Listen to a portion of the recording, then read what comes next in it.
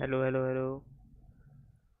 चलो भाई, आज दोबारा कंटिन्यू कर रहे हैं अपनी kingdom come deliverance.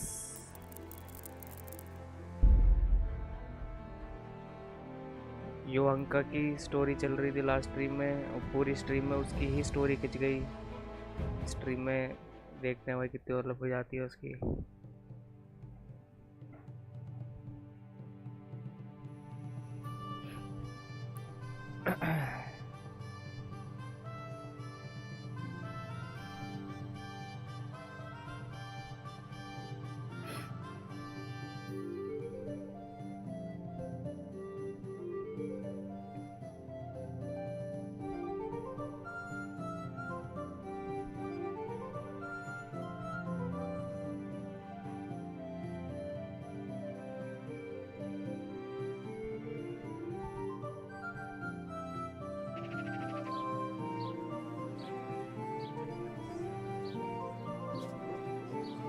Garlic soup for the winter, onion soup for the spring. Meat, cured and fresh.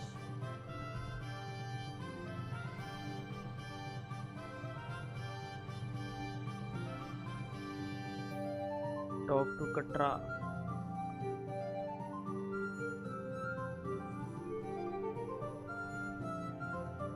युवांका यही है।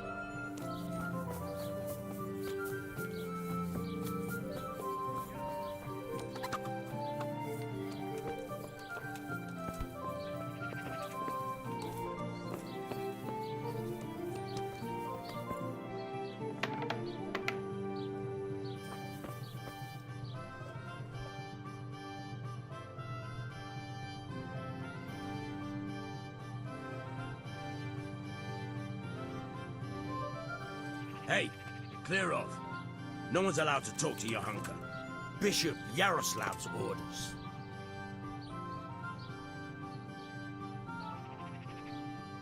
I'm sure the bishop wouldn't mind if you had to go and answer a call of nature, and if it were a nice long call, there'd be a few groschen in it for you. Don't even try it. I'm warning you. Come on now, just between the two of us. Johanka is my friend. She has no one else but me. The Inquisitor will surely take her away, and I'll never see her again. I just want to say goodbye to her before she disappears forever. What would you do in my place? Well, since you put it that way, but I'd be taking a big risk, disobeying the bishop's orders. You'd have my head for it. Of course. I wouldn't expect you to put yourself at risk without a reward. 300 ग्रोशन, 250 कर दो इसका। Since it's you... Well now, a little more and we'll shake on it. 60 ले ले।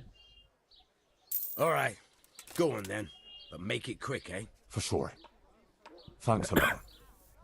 I owe you.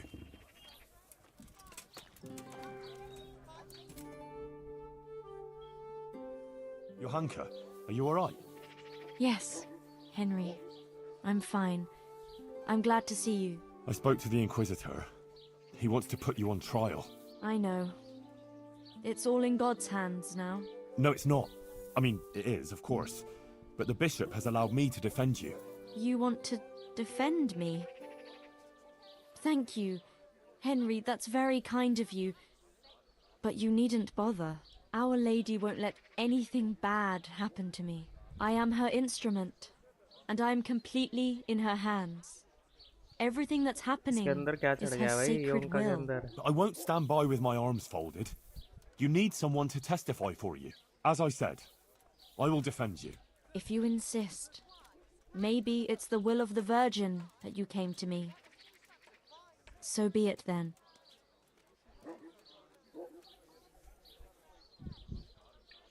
I went to Ujits, like you asked.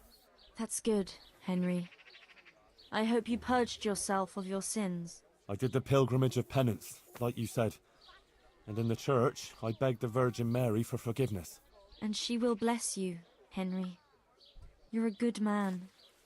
Remember that. And don't stray into wrongdoing again. I won't. I made a donation to the church, too. And the parish priest there, Father Godwin, he was asking about you. Was he? What did you tell him? Oh, just about everything that's going on and the things you were saying. Uh-huh. Good, Henry. The more people who hear about it, the better. What did Bishop Yaroslav ask you about? All sorts of things. Like how the Virgin Mary visits me, what she shows me, and about preaching to the people. Actually, he was really quite pleasant. He asked me about Skalitz, whether I go to church, and a lot of other things. And in the end, he told me I mustn't speak in public again about the visitations and that. But I couldn't obey an order like that. The Blessed Virgin is testing me, and I have to do what she asks, no matter who or what stands in the way. I'd say he wasn't too happy about that. No.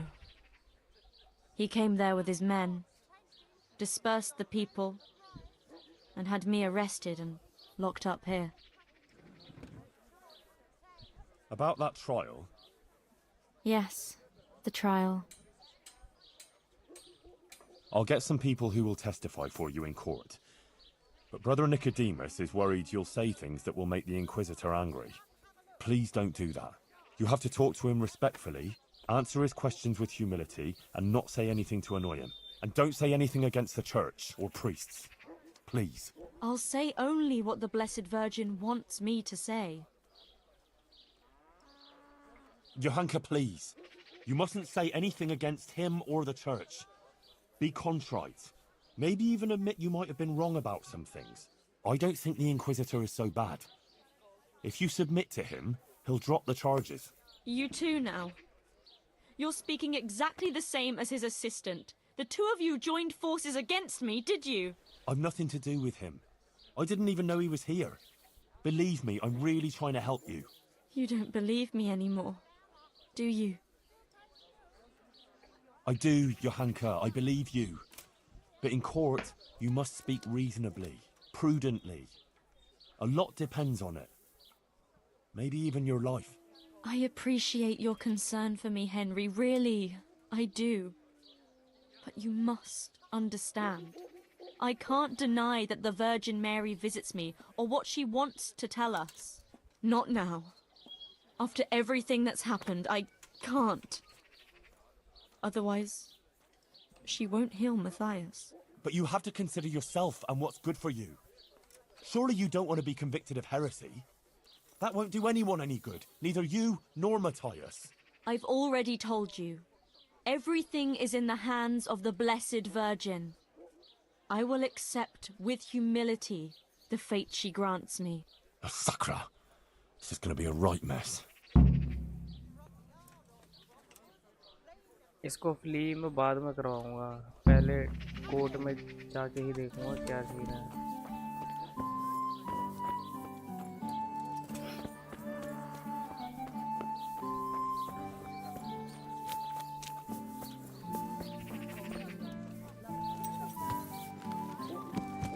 Yeah.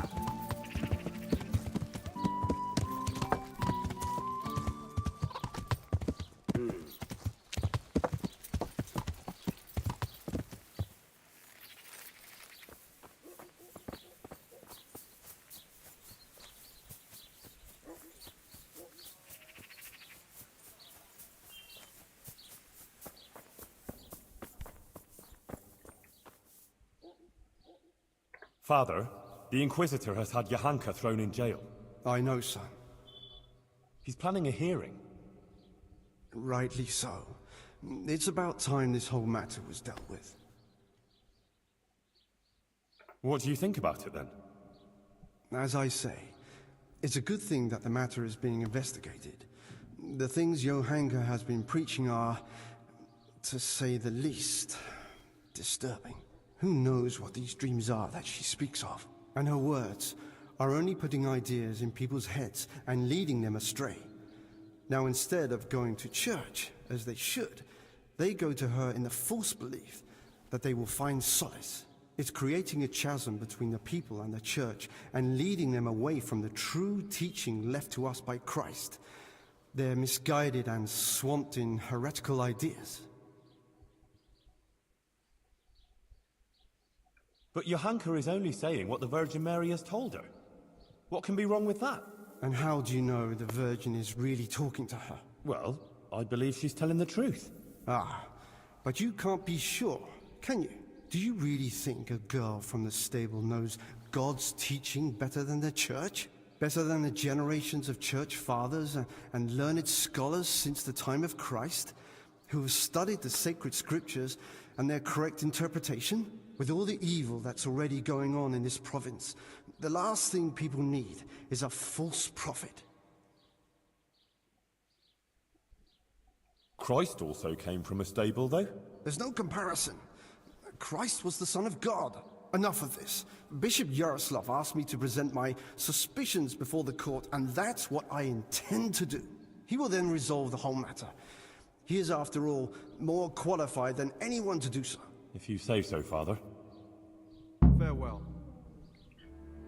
ये तो भाई against में ही रहेगा.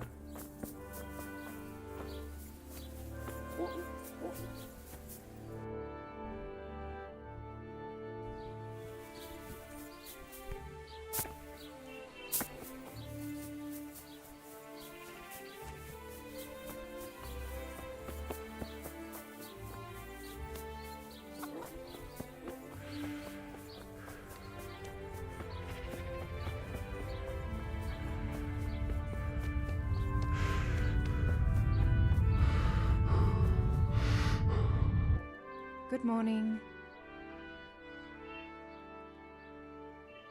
Goodbye.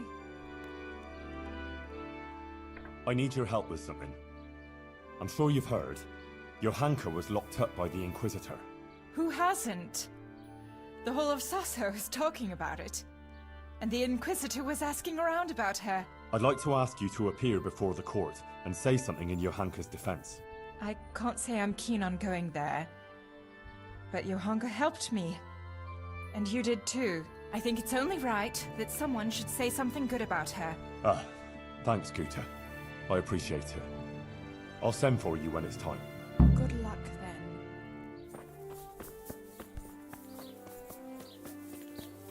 अगर मैंने church को donation दी होती वो, तो शायद वो मेरी तरफ से बोलता.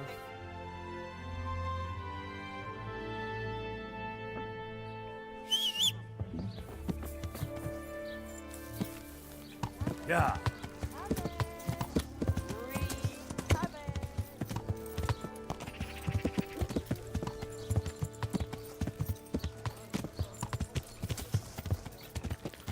What was that noise? और आ गया क्या?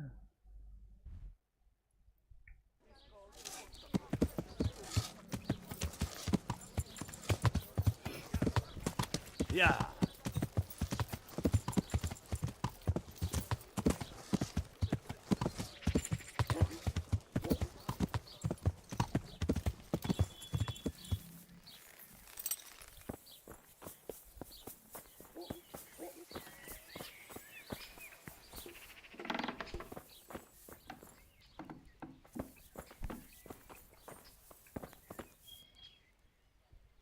I'm here about Johanka.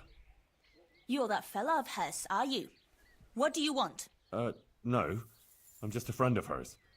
Matthias is her fella. Huh. God knows how many she has. I heard you invited Bishop Yaroslav to come and dine with you? Yes, so what? Bishop Yaroslav is an esteemed visitor to Sasso, and it's only fitting he should be suitably hosted by devout burghers. And what did you talk about? What we discussed with the Monsignor is none of your business. What have you got against Johanka? Nothing. The question is, what has she got against us? Tell me that. What? She turns up here and tries to tell us how to live our lives. Says the Virgin Mary whispers to her in the night. Yeah, I'm sure.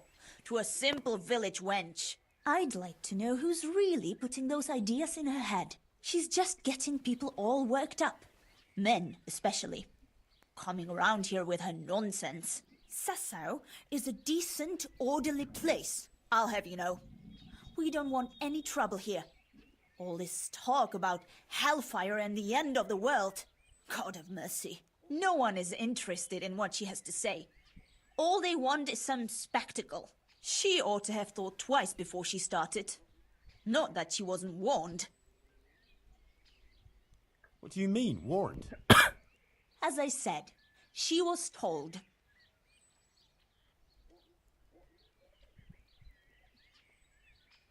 Damn it, woman, tell me what you meant by that.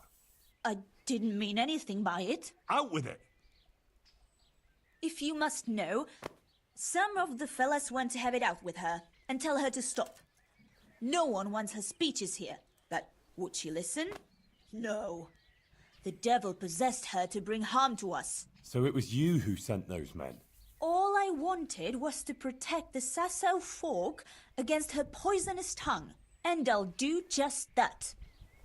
The Monsignor asked me to testify in court, and I'll tell everything I know there. And I'll do likewise. Farewell. Go. Goodbye. May the Lord watch over you. ये क्या है?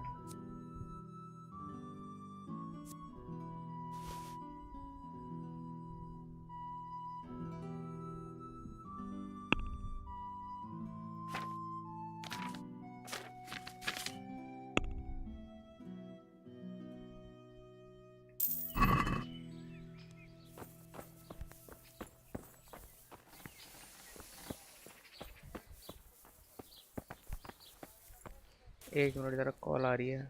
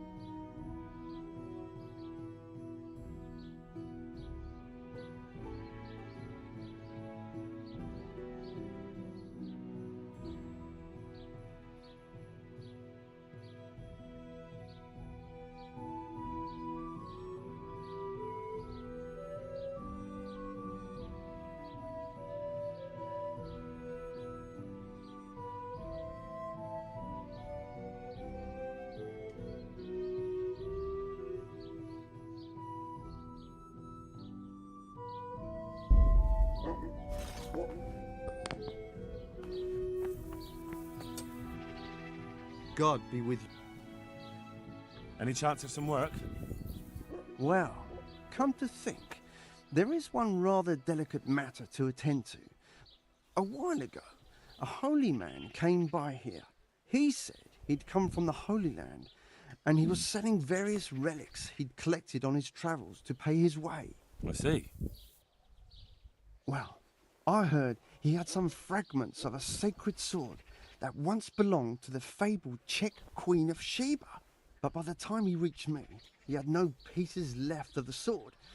All he had was some dubious wares, splinters from our Lord's cross, thorns from the crown, nothing of interest to me. And where did the pieces of the sword go? He sold them off to swordsmiths and blacksmiths hereabouts. They just keep them lying around at home for good luck. If I had them, I'd forge them back into a sword. Can you even imagine what power it would command? If you could get me all the pieces of the sword, I'd repay you very handsomely.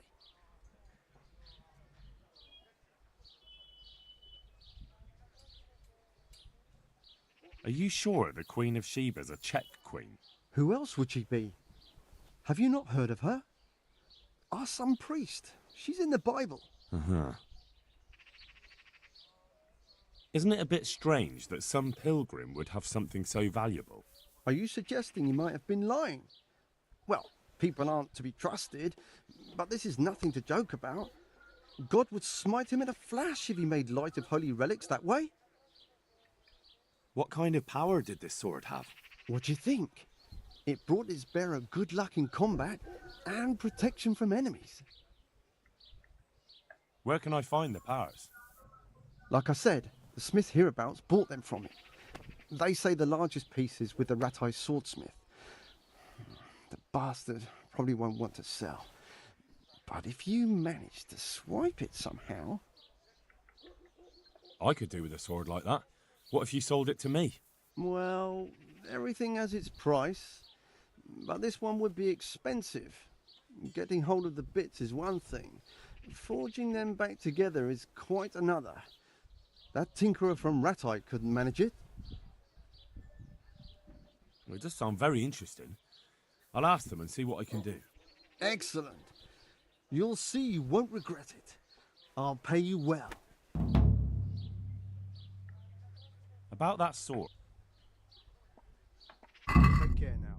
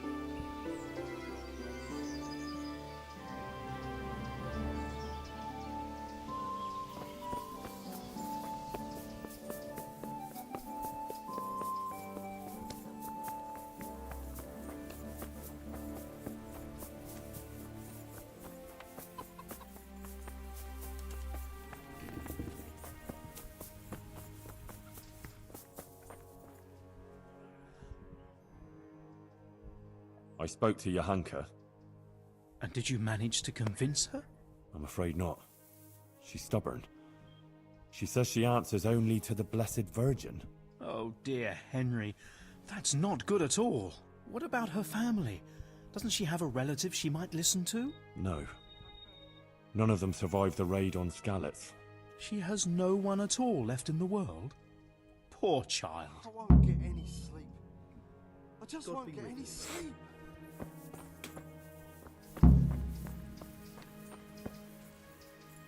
फिर से persuade करना उसको.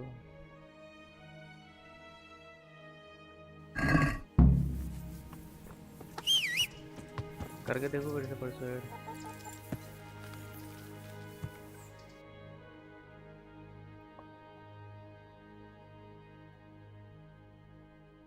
मारकर क्यों नहीं आ रहा है?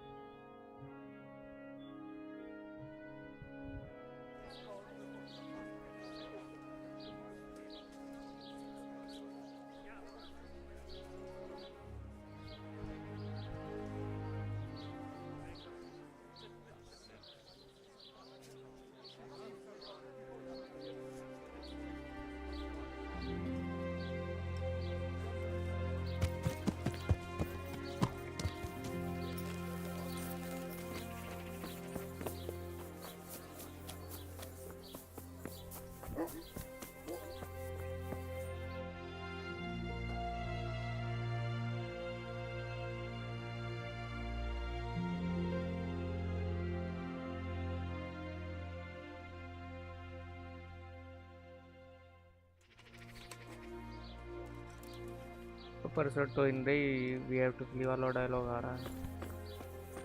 अब मैं क्या करूँगा, मैं करूँगा गेम सेव, उसके पास जाके इंक्विजिटर के पास जाके फिर जाऊँगा कोर्ट में। अगर कोर्ट में बात बनती है तो ठीक है, अगर वो उसको एग्जीक्यूट करेंगे तो मैं गेम लोड करके God be with उसको you. Play करवाऊँगा।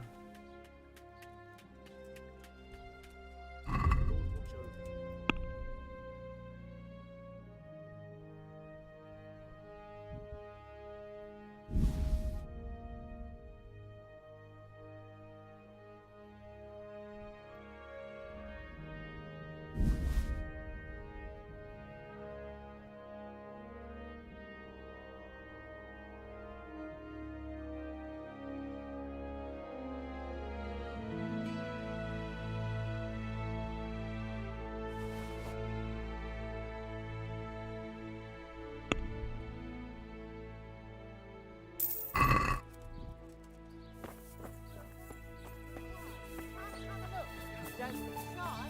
You'll never see such fine meats. Garlic soup for the winter, onion soup for the spring.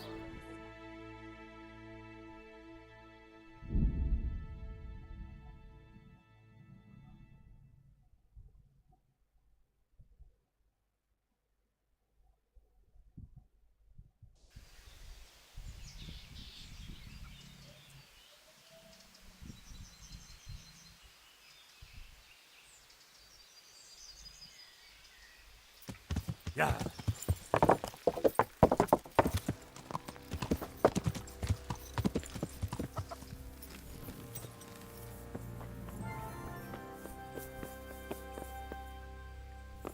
अब सेव कर लो, नीचे कहीं सेव करता हूँ।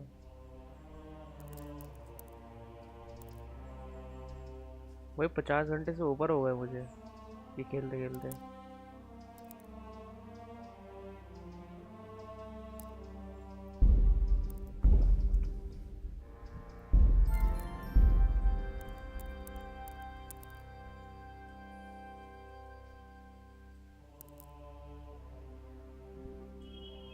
मडोना और सासा यही करा ना अभी।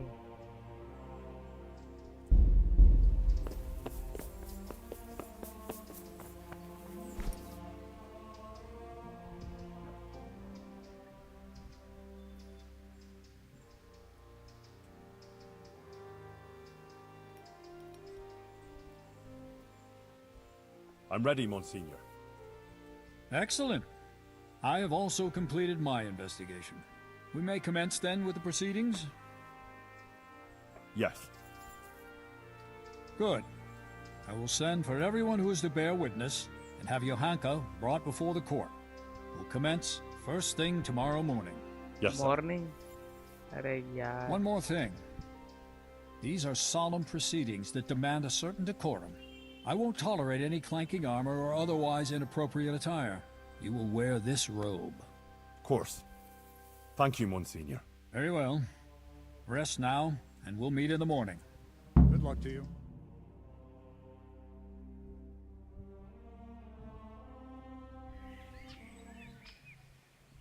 क्या चर्च में होगी?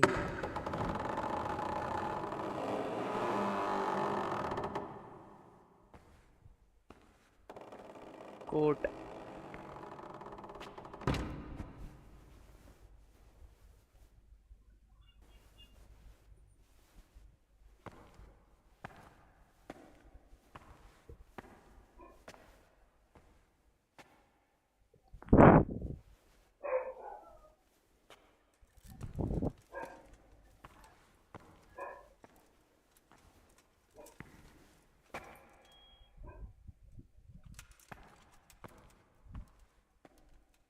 Let us begin.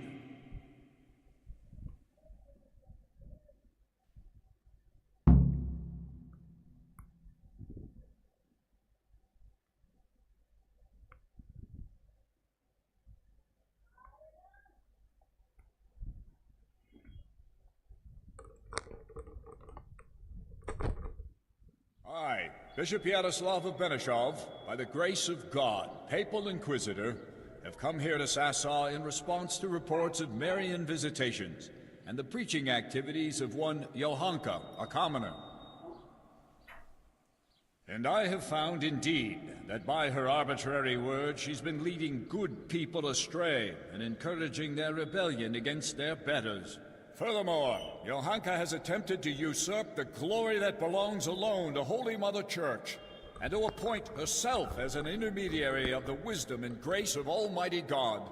This does not behove any lay person, and certainly not a woman. It is therefore necessary to remedy her transgressions, and to investigate the extent and the basis of her misguidance. Or, as the case may be, heresy. Henry of Skalitz has elected to appear here in Johanka's defense, and his wish has been allowed. Anyone who elects to speak here does so before God, and shall be bound by a most sacred oath, to speak only the truth. I will first hear the testimony of Father Fabian, who sent me word of this matter, and who should best know what deeds are done in his parish.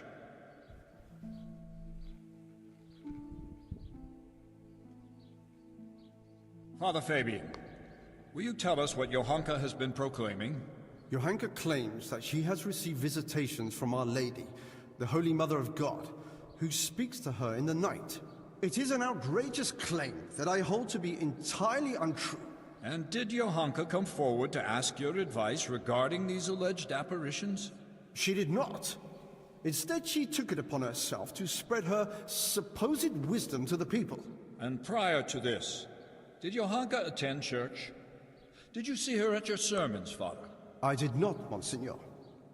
What's more, the parish priest of Skalitz is staying at my presbytery just now.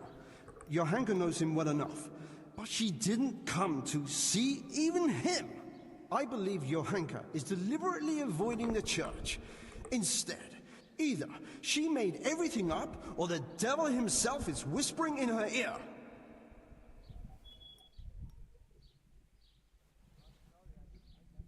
If I may, Monsignor, the Virgin Mary really does speak to Johanka. Is that so? And on what do you found this claim? It couldn't be the devil. Johanka lives at the monastery, doesn't she? Close to the cave of St. Procopius. St. Procopius, who overpowered the devil and cast him down, did he not? The evil one would hardly dare return to the dominion of the saints to whisper in Johanka's ear. Surely that's obvious. It's true, Henry, that evil spirits, or even Lucifer himself, would have little power in the vicinity of the remains of St. Procopius.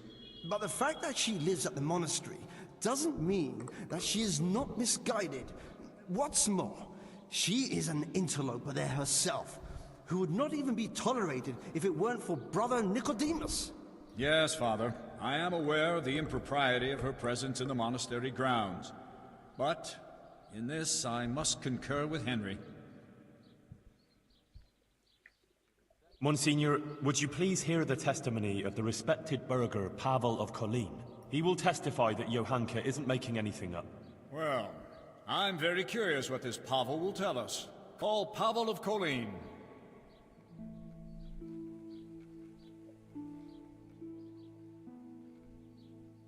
I'm a little surprised to find a counselor of Kolin here, especially you, who makes no secret of your animosity towards Sasau Monastery. True. Although I have only criticized the monastery in secular matters of property, which concerned a dispute with the town of Colleen, and therefore my duties as a councillor. Pavel, please tell us about your recent experience. I'm all ears, Goodman. Monsignor, some years ago I hid some money in Sasau Woods. When I found myself here again recently and heard Johanka's words, I remembered that matter. Johanka made me aware of my inordinate love of wealth, and I resolved to donate the money in question for the common good of Sasau. For this I needed an honest intermediary who would locate the money. In this too, Johanka helped me by putting me in touch with Henry here. By the grace of God, he found the long-lost treasure and donated it for the good of Sasau. The whole matter I regard as the intervention of the Holy Spirit. An interesting tale, Goodman Pavel. Not only that, it's also evidence of divine providence, and that Johanka isn't making anything up. She wasn't possessed by an evil spirit. On the contrary, Our Lady really did speak to her. I must concur with that, Monsignor, because I was subsequently also visited in a dream by the Virgin Mary. What? You too? Yes. She appeared in a blue cloak and waved to me. Do you swear that what you say is true, Pavel? I swear by Almighty God, Monsignor. Remarkable. Truly remarkable. Very well, Goodman. Thank you for your testimony. You may stand down. Even if it were true, why would Our Lady choose a simple village girl like Johanka? You're right, Father Fabian. That is quite untoward. Let's proceed then. Is there anything else you want to add, Henry? Yes. Please call Brother Nicodemus. He has something to say about it. He's a man of learning and knows more about these things than I do. Certainly. I also wish to hear his testimony. Call him.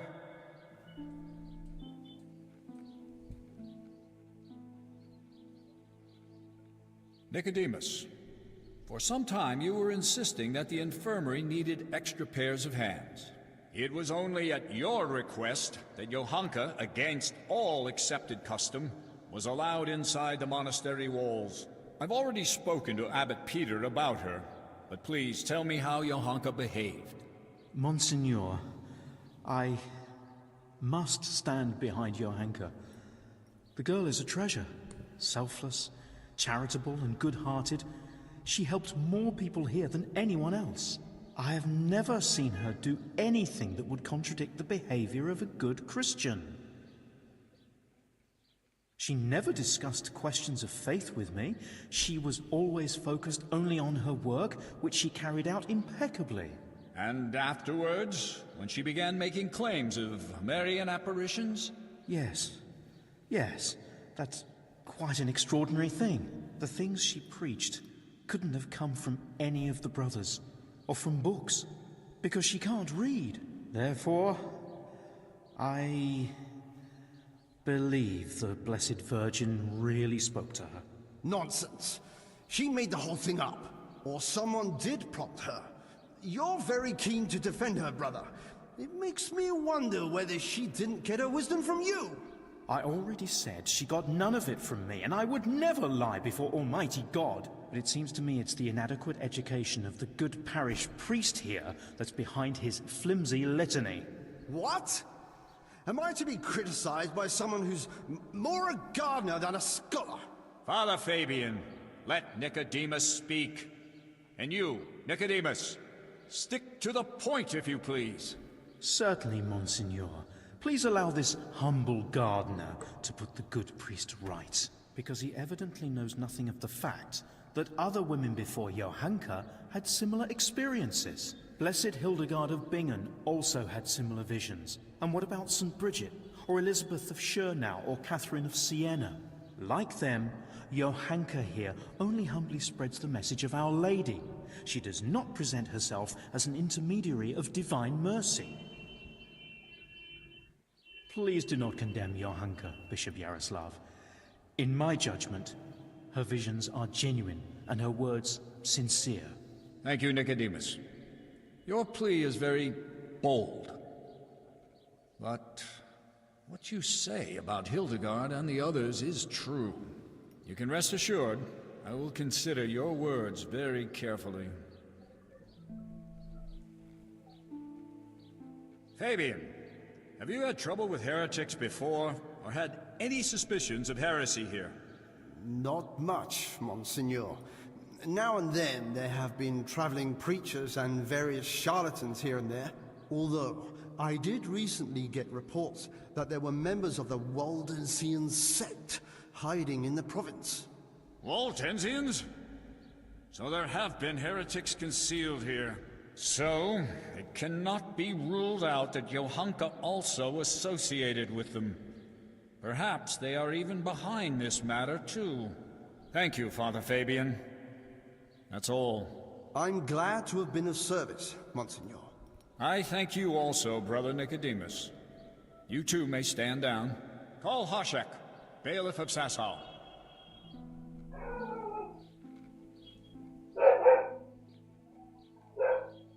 Bailiff, has there been any suspicious activity here recently?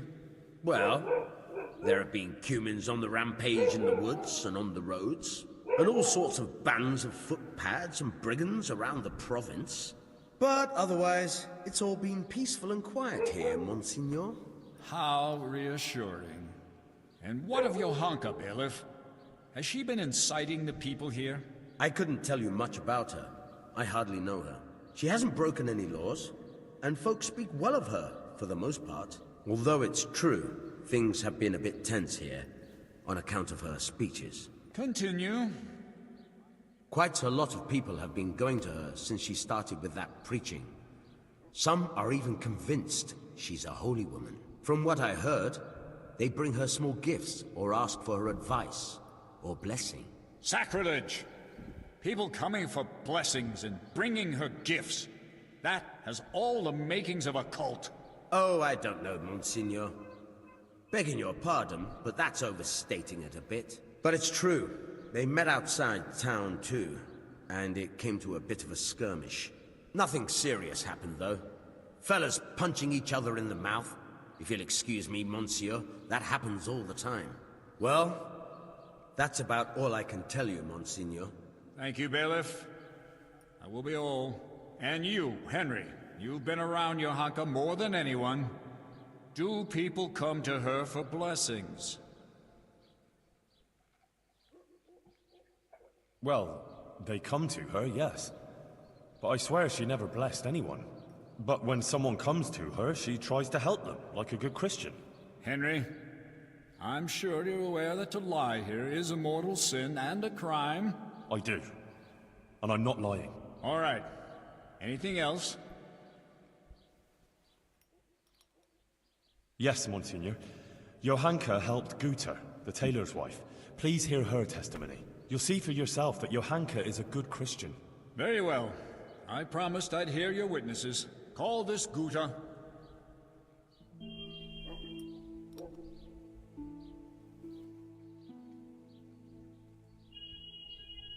Guta, you witnessed Johanka's first sermon. What did she speak of? About how we should be virtuous and not sinful. And then you went to see Johanka, didn't you? I did, Monsignor. I wanted to ask her for help, and she did. I was praying for my husband for a long time and begging God to help him. And I believe my prayers were answered, and he sent Johanka to us. And there were others who came to her seeking help? Yes, Monsignor. There were. And that shrine, and the gifts. People brought them to Johanka so she'd help them? I couldn't tell you. But she helped me, without any of that. Didn't you bring her any gifts? Well, yes, but that was after. Just some old cloth for bandages and bed covers, so she could help others like she helped me.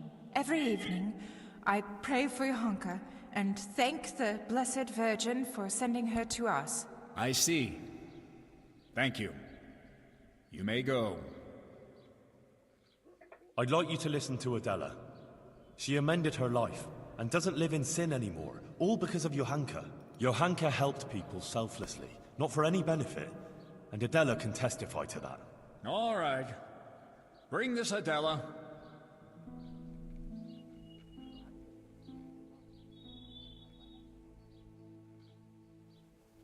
Adela, until recently you were living in the nearby town of Ledechko, is that so? Yes. And how did you make a living there? I served at the baths, laundering and repairing clothes, and preparing the baths. Is that all? No. Sometimes I went with the fellas and pleasured them for money. But I don't do it anymore. I swear. I changed my ways on account of Johanka and Henry here, and now I lead a decent life.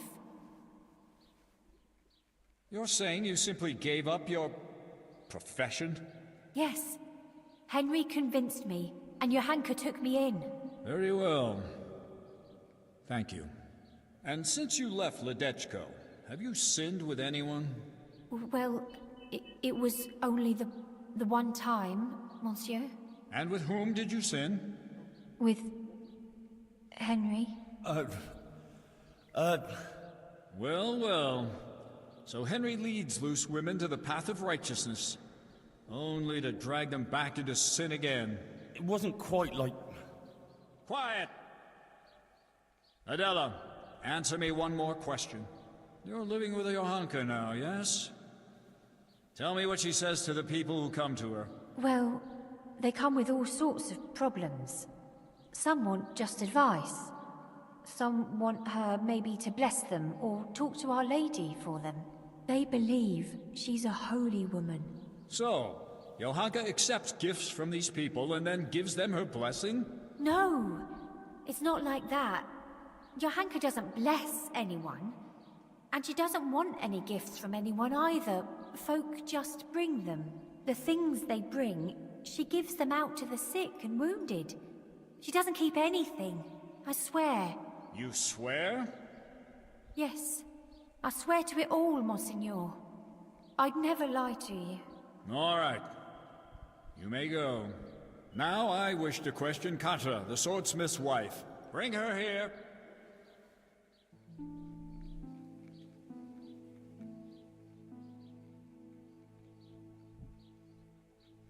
Katra, you are a respected townswoman who has a good overview of what goes on in Sasau. As you told me earlier, will you tell me now what you know of Johanka and her deeds? Yes, I'll tell you everything, Monsignor. Johanka has been putting ideas into people's heads and causing chaos. What right has she to preach to us? A simple girl like that. As if we were bad people here, and she herself is a sinner. And an adulterer, a loose woman she is, who goes with anyone. And even fornicated with the custodian, Sir Sebastian.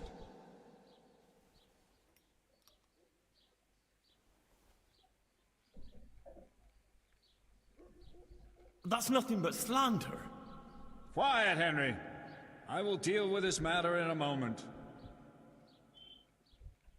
Forgive me, Monsignor, but Katra isn't telling the whole truth. What do you mean, Henry? She's the one who set a band of thugs on Johanka several times to cause trouble for her and threaten her. She wanted to drive Johanka out of town. That's not the deed of a good Christian, plotting intrigues like that. She admitted it all to me. Is that true? I only did what was necessary to stop her from bringing us to harm. Monsignor, you can see yourself that Katra holds a grudge against Johanka. Yes. I must agree with Henry. In view of your apparent antagonism towards Johanka, whatever the reasons for it, I cannot allow you to influence these proceedings. You should have reported your concerns to Father Fabian instead of acting willfully as you did. But she's bringing us nothing but trouble. I will be the judge of her transgressions, not you. Nevertheless, I have also heard rumors of Johanka's immorality that cannot be ignored. Bring here the Sasau custodian, Sir Sebastian von Berg.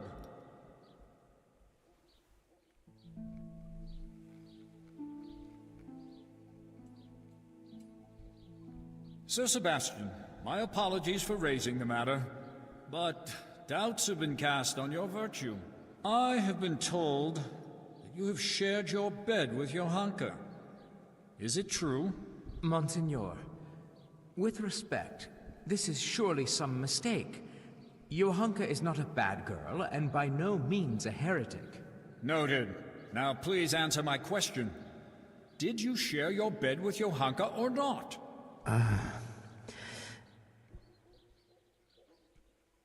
Yes. But she's not... Silence! So, Johanka not only incites rebellion against the nobles, but also seduces them into sin and immorality.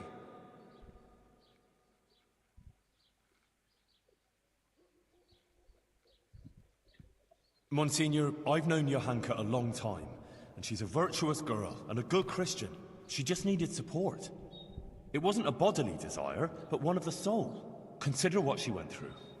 Her whole family slaughtered, and everyone here turned their backs on her, but for Sir Sebastian. Anyone can make a mistake, can't they? And she's sorry for her mistake. Monsignor, let's put a stop to this. It's undignified for us both. And for Johanka. She's no heretic. Just a confused young girl to whom fate has been less than kind. Her confusion will pass. All it needs is for someone to explain to her the error of her ways. There's no necessity for extreme measures. Sir Sebastian, be so kind as to leave the judgment of Johanka's transgressions to me. You may go. Henry? You've been very keen to appear here in Johanka's defense. You've said a lot about her, but please, tell me why you've been helping her all this time.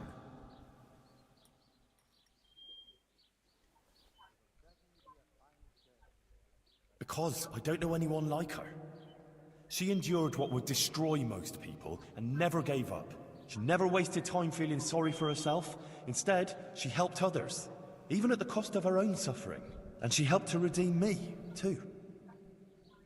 It's a pity everyone isn't like her. It seems you speak sincerely, and you hold her in high regard. Your sincerity before God carries great weight. Thank you. That will be all, Henry. Monsignor, please permit me to say one more thing. I heard some wise words at a sermon in Skalitz, and I think I should share them here. It's our Christian duty to fight against sin. But we must love the sinner. So I beg you, Monsignor, be lenient to Johanka. You're right, Henry.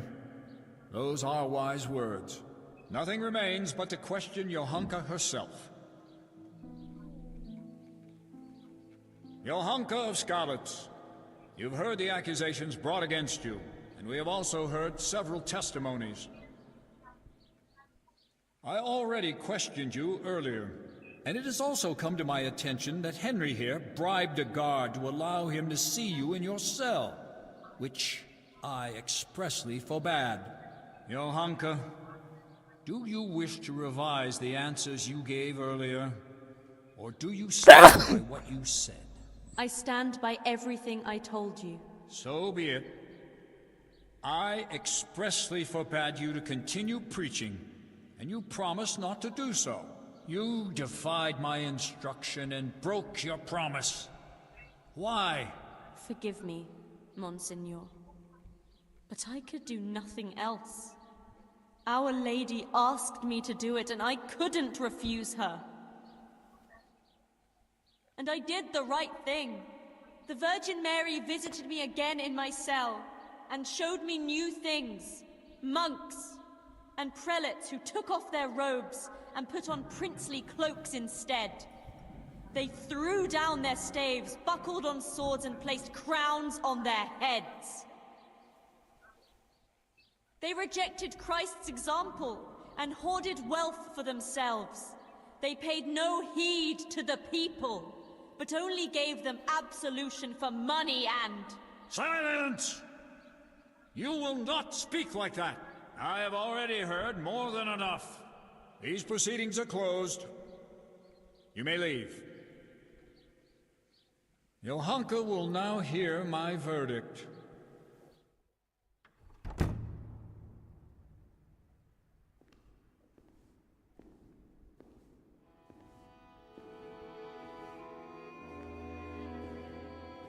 Johanka, are you aware you're facing very grave accusations? Yes, Monseigneur. I am. You stand accused of preaching from ignorance and leading the people away from the protective embrace of Holy Mother Church. If you do not recant, you will suffer grave consequences. Pride and ignorance clouded her reason. Child, it would distress me greatly to have to pronounce a verdict of condemnation.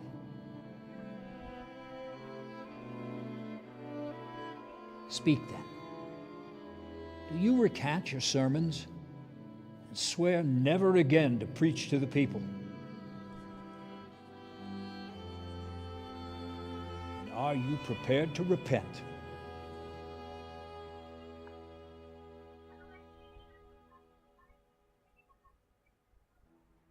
As God is my witness, I did all this with good intentions. And the Virgin Mary did visit me, and I would be lying before her, before God and my own conscience, if I denied it.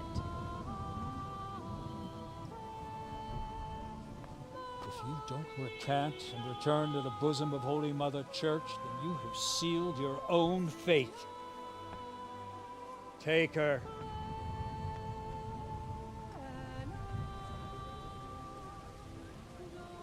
We must all be ever vigilant of Lucifer's evil designs and avoid being caught in his snares.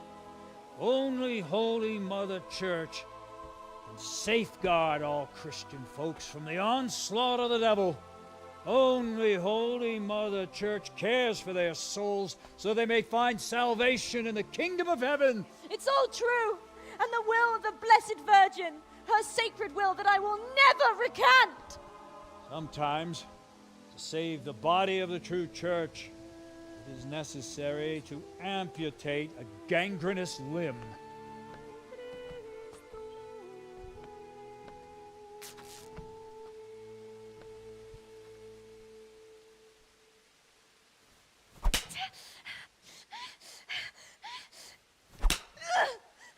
Full of grace.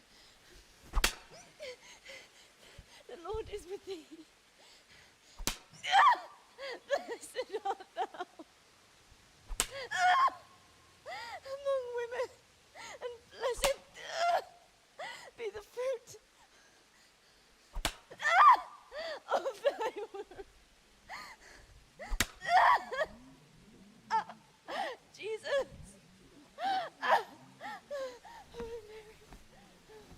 Oh God. Johanka of Scarlets refuses to accept the truth and recant her delusive preaching. Her tongue is an instrument of the devil. It must be plucked out and cast from the body of the heretic, along with the devil, so that her soul may be purged of evil.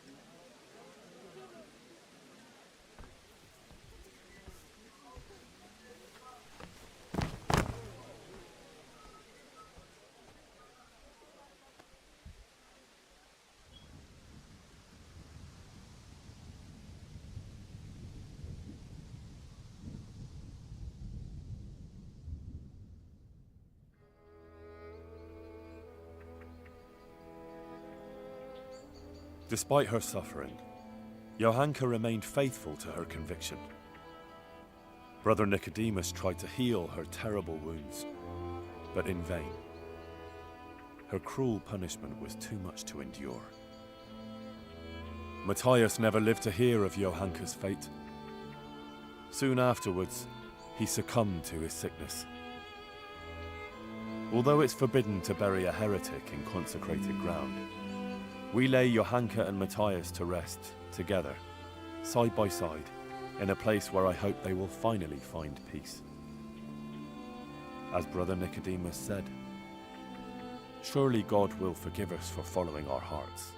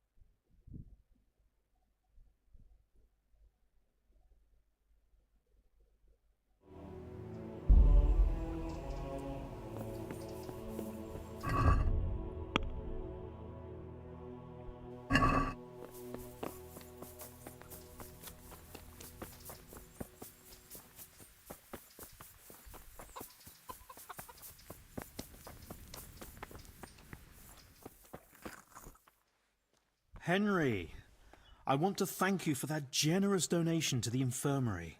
I'm glad you and Pavel didn't forget us. What do you need? That trial. I never thought it would go so far. I was hoping too for a more lenient verdict. Johanka was a good girl. It's not for me to question the bishop's decision, but I'm deeply sorry for the poor child. May Our Lady in her mercy forgive her and intercede for her, and us too, for burying her in hallowed ground. We did the right thing. For her and for Matthias. Thank you for helping me with it. It's what she deserved. You're right, but you must never speak of it. It must remain between the two of us, all right? Of course. Rest assured.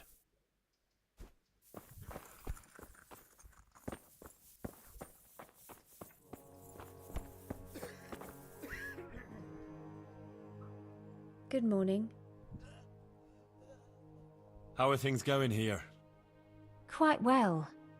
It's a lot of work, but I have a feeling I'm doing something useful. Johanka and Brother Nicodemus showed me what to do, and I already know a thing or two. Sounds good. I have a roof over my head, enough to eat, and they even pay me a bit. It's really quite fine. I'm glad to hear it. And you've had no trouble from anyone?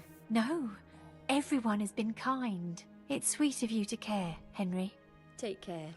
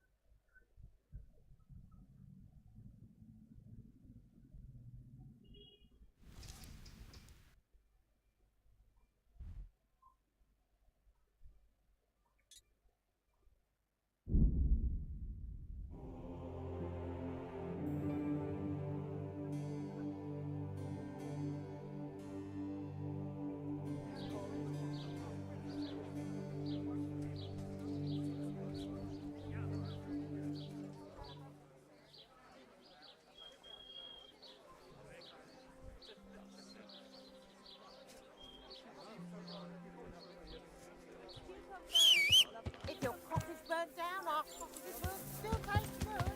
If your Yeah!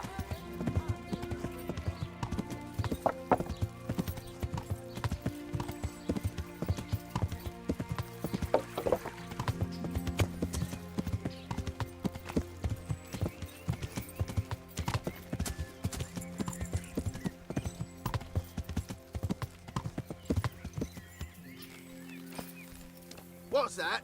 What? Hey! Can I do anything to help? God be with you. What can I do for you? May the Lord watch over you.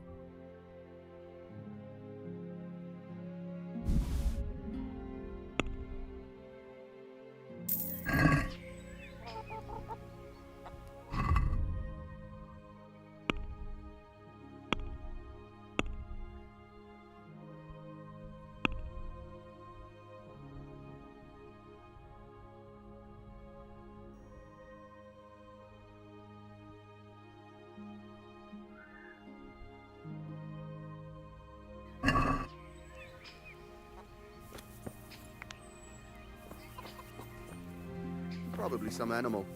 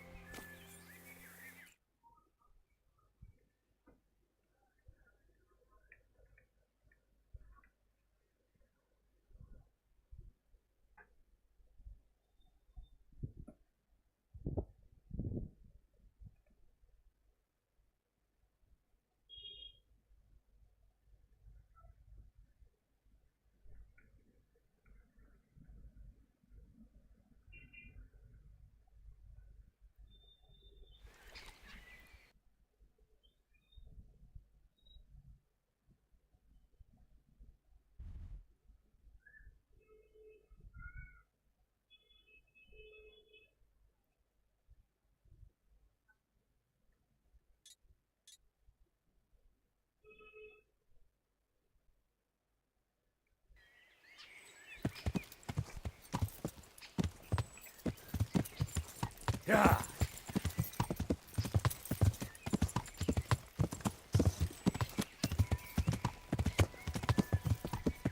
Yeah.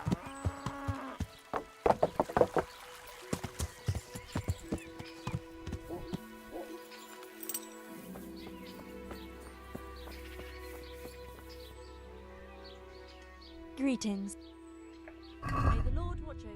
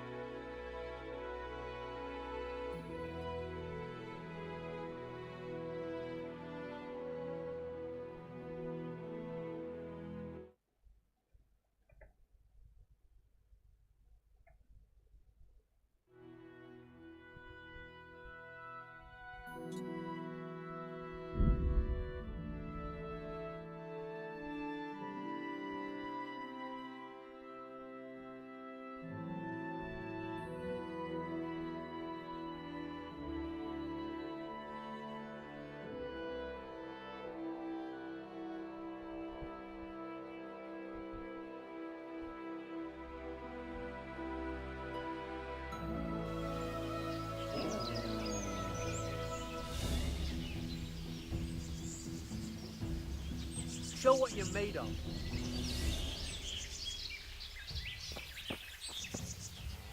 You'll get one for it. It's not hard for me.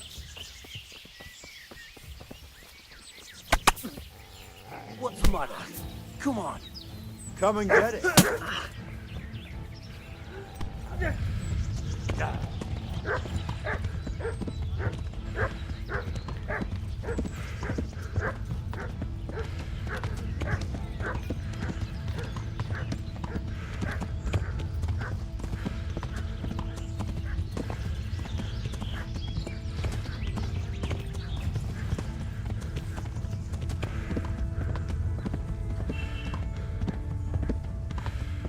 Hey there, Goodman.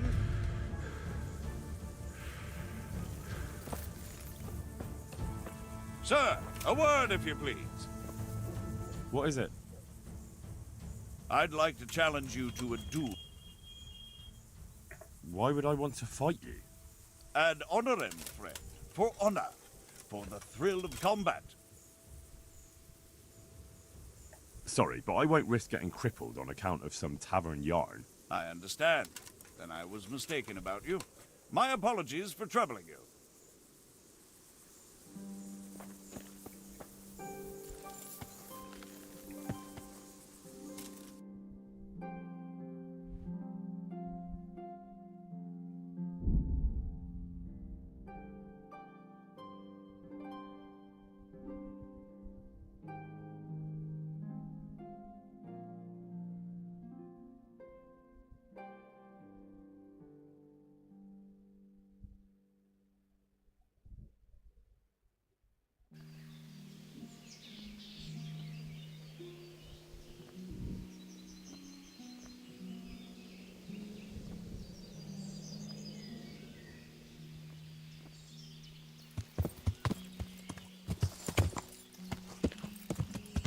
Yeah.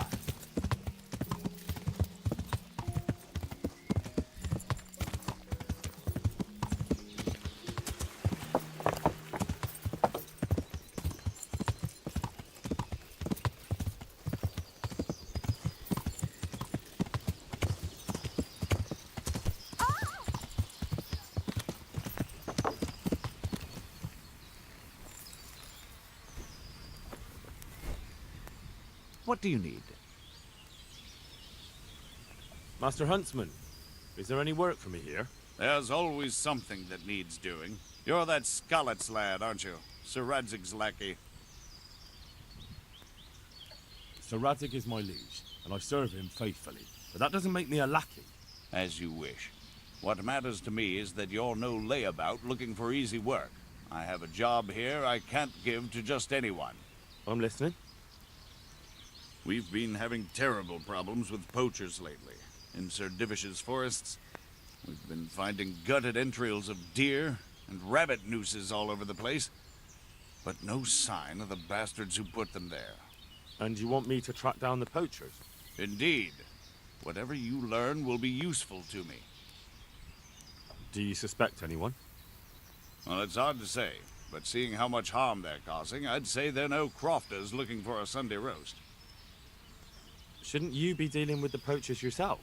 I should, you're quite right. But when I ask the local folk anything, their mouths close up like clams. They're more scared of me than the devil. Do you think the locals are in on it? Well, I don't know, maybe. But even if not, they'll never talk to me. They're scared I'll dig some skeleton out of their cupboard. You know, the smaller the village, the bigger the secrets. That's why I need an outsider to ask for me. I understand. I'll try to find out something about them. Any advice about where to start? Certainly. Ask around the village. Somebody must have seen or heard something. And it wouldn't hurt to ask in the inn in the glade, the one on the road towards Neuhof. I've heard they serve good venison, and no shortage of it. That's clear enough. As soon as I hear anything, I'll let you know. Thanks for your help, lad. I'd like you to show... Certainly. I'm interested... All right. Now, farewell.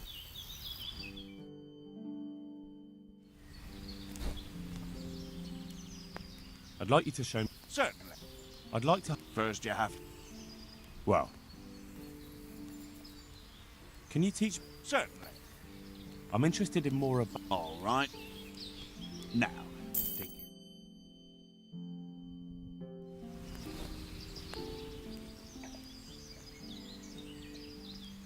Can you teach me to be a better art? Certainly. I'd like to... First you have... Well... May the Lord watch over you.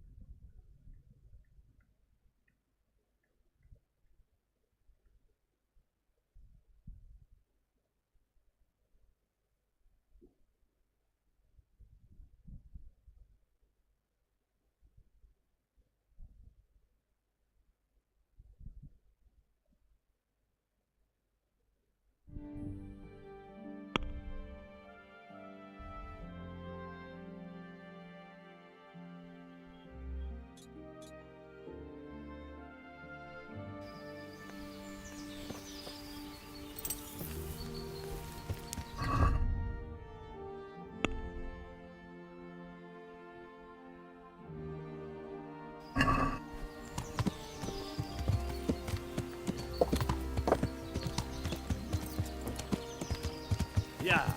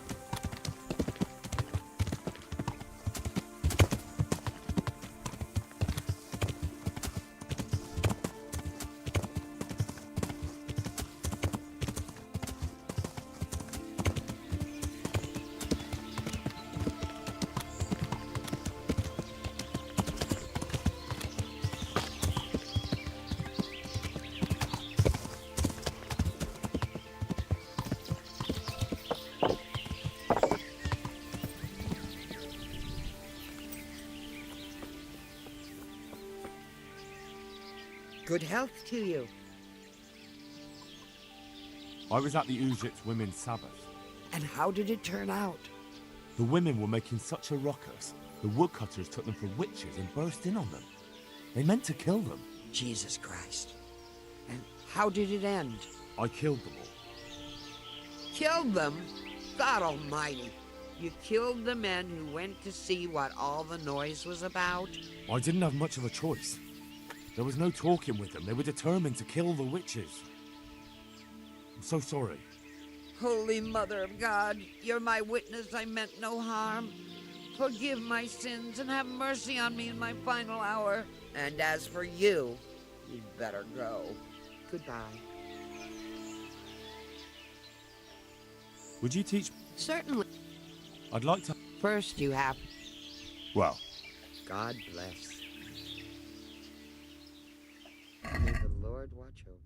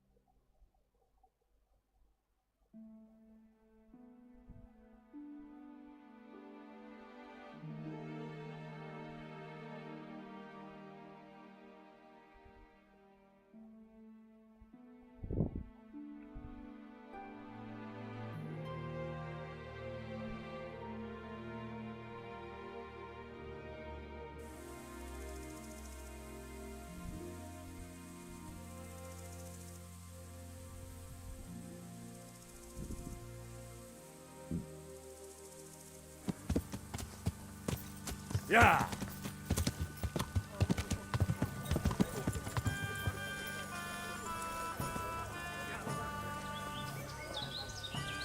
Good day to you.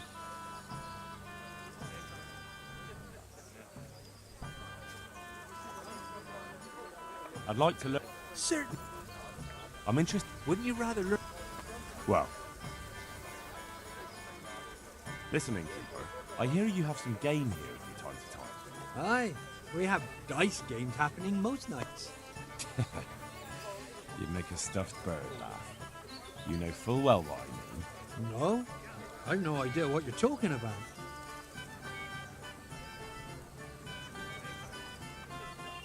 I'm not here to make any trouble for you. Just looking for some job I can aim for. Another string to my bow, so to speak. I think I'm catching your drift. Splendid. But before I tell you anything, I'll have to put you to the test. You know, I can't send every Tom, Dick and Harry to my friends. Fair enough. What do you want me to do? At the stud farm near here, there's a stable hand by the name of Jakub. Bastard got lucky at dice and won my favourite tanker outfit. And what's that got to do with me? If you'd stop interrupting, you might find out. Anyway, he's so full of himself, he doesn't want to give it back, not even for money. But he's very fond of archery, and I don't need to add he likes to make bets. I'm with you. If I can win your tanker back and bring it to you, you'll know that you're not completely useless. That's right. So, get going. I'm thirsty, and I'll always tasted better out of my trusty old tanker. I got fucking everything. Wonderful. Come with me. Good luck to you.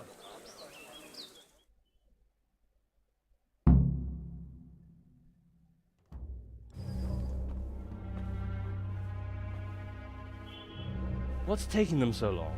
I really don't know. Ready? Good. Now put it on. Oh, that could be an improvement. That's good. That's really fucking good. You don't think it's too much? It's perfect. If I met you at night, I'd shit myself. That's exactly what humans look like. Says the man who's never seen one. Well, I mean, that's exactly what people think humans look like. Yep, it's not too bad. It's not too bad at all. We're only just getting started. I feel quite hungry.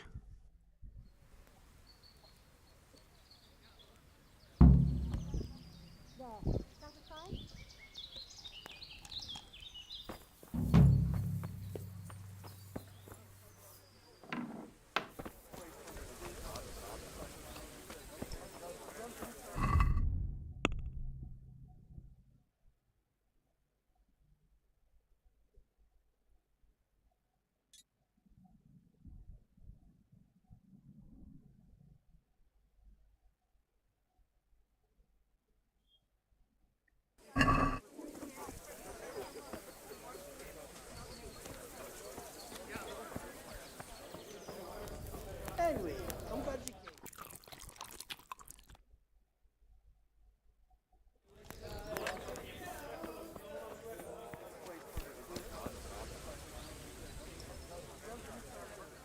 Have you heard about... Just some talk about lost sheep and... Of course I care about it. Sheeps and wenches. That's over and done with. They ran away. The wenches? The sheep. Well, we better get back to work. I don't really have anything specific right now, but I did hear about... Who? I don't know his name, but it was about as old as you. He said his family owned the Scallots Tavern. Young Adam, then. And the interesting part? He decided he wanted to go back home. See the damage and so on. And someone looted it right in front of his nose. I know. I've met those scavengers before. It's not that interesting, just sad, really. Well, it certainly isn't Christian. But the thing is, they were hiding money in that cellar of theirs.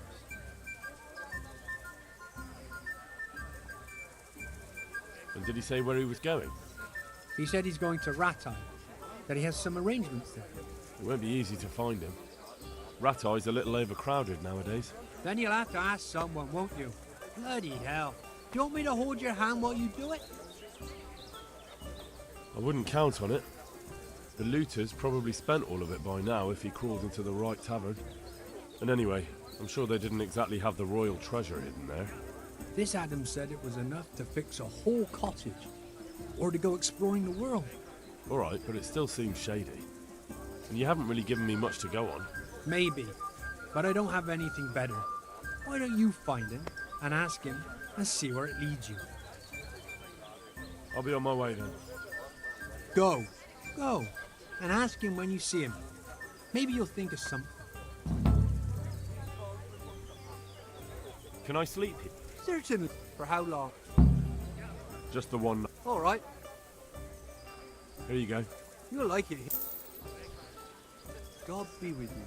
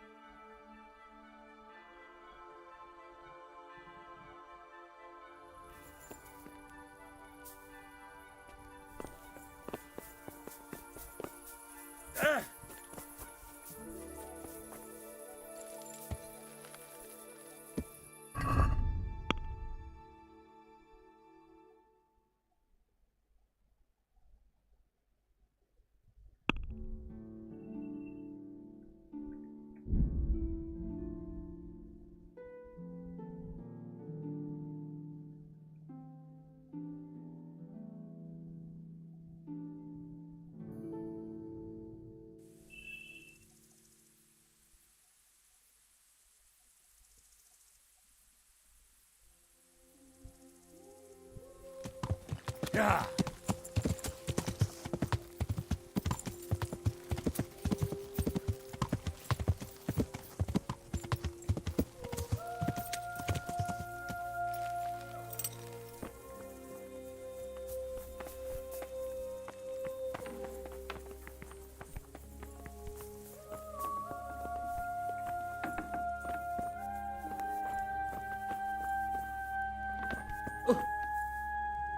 I see they took you back in.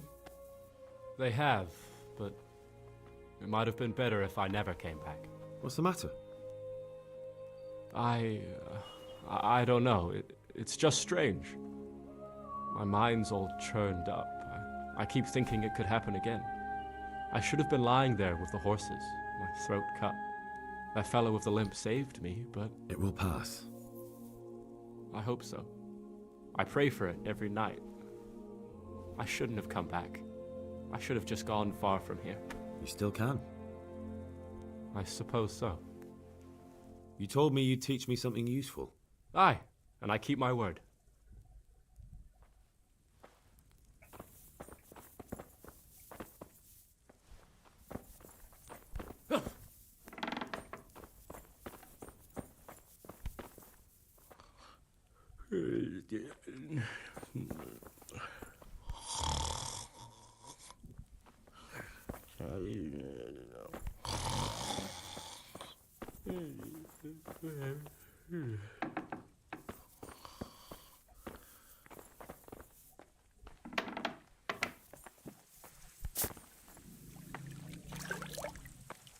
God be with you, good sir. I hear you won a tankard off Andrew the innkeeper. I did. Luck was on my side. What's it to you?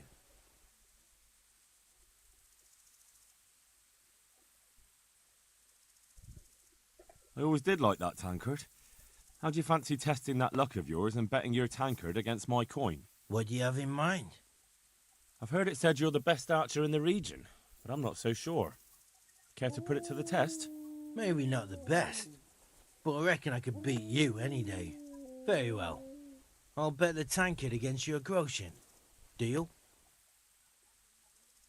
Fine, let's do it. Follow me then. Good luck to you.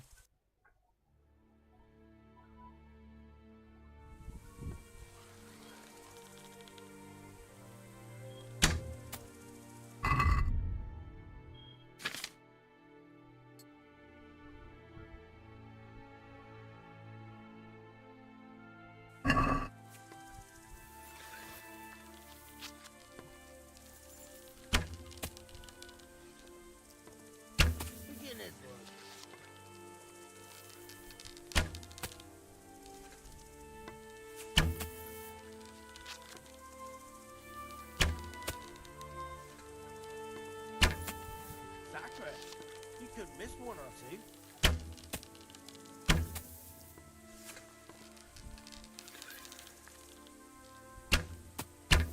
You had a favourable wind. You had a favourable wind.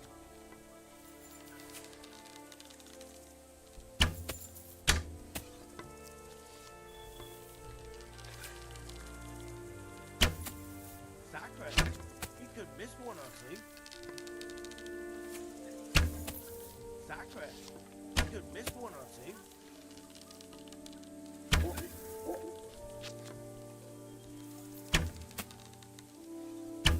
Not bad. Not bad. You had a favourable wind. Sacre. You... Settle up, young girl. And feel free to come and see me whenever you've got more. So, What about? how... Seats very well. Fine. Follow me. May the Lord watch over.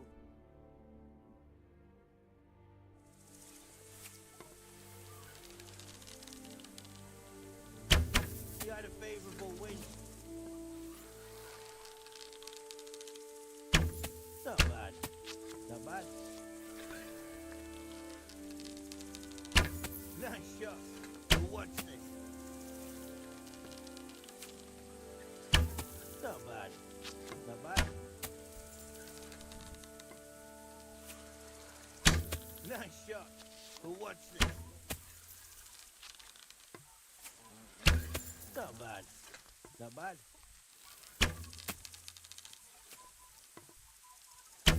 Not bad.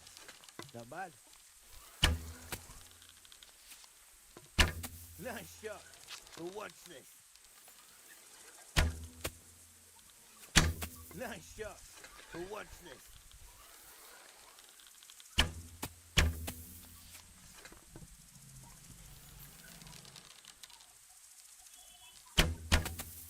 Sacre. You could miss one or two. You had a favourable wind.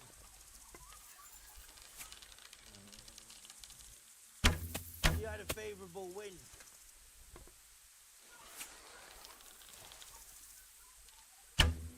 Damn, you're better than I expected. All right. Have the tankard. It's not like I've got much use for it.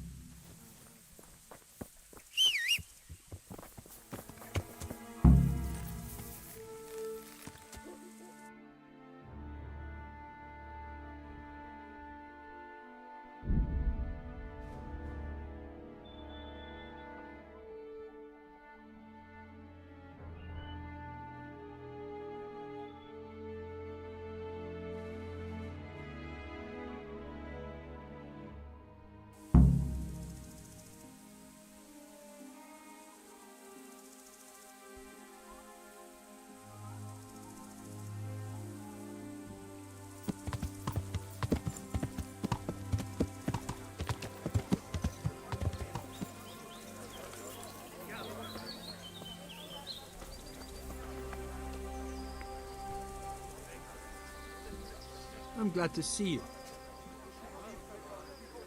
I brought you back your tankard. Ah, so you're not completely useless. Lukesh will be happy to see what handy people I'm sending him. I suppose this Lukesh is your poacher friend.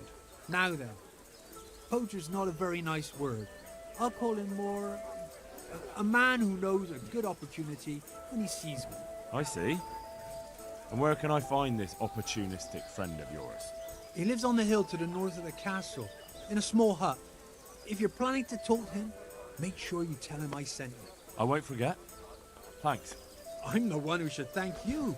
I'm looking forward to putting my lips to the old love of mine. Take care. Any chance of a bite?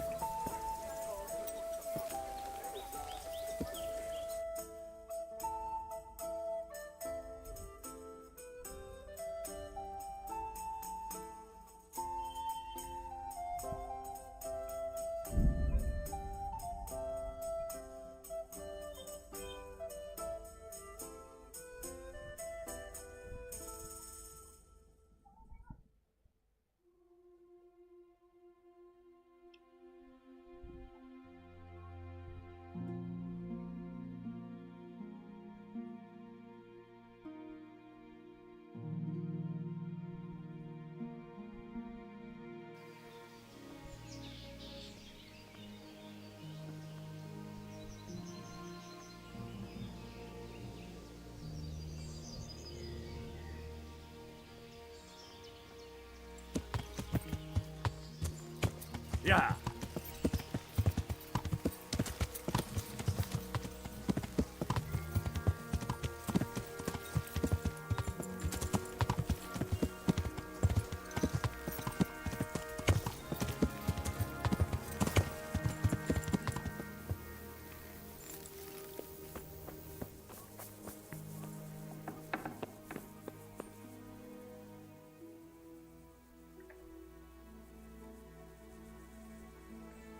Andrew the innkeeper sent me. Said you had a job for someone who's good with a bow. Did he now? That's all very well, but I don't know if you're a man I can trust. So how can I prove it to you? For a start, you can tell me why a lad like you wants to join us.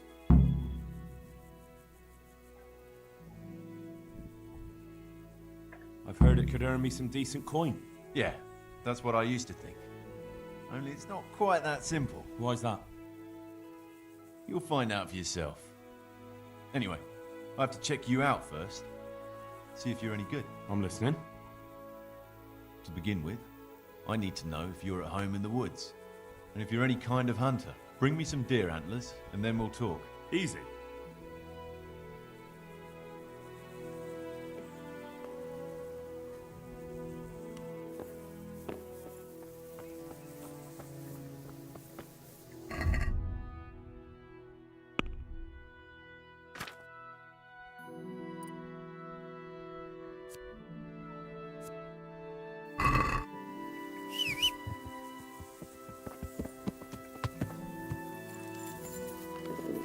I'll have to get something to eat. I'm starting to get hungry.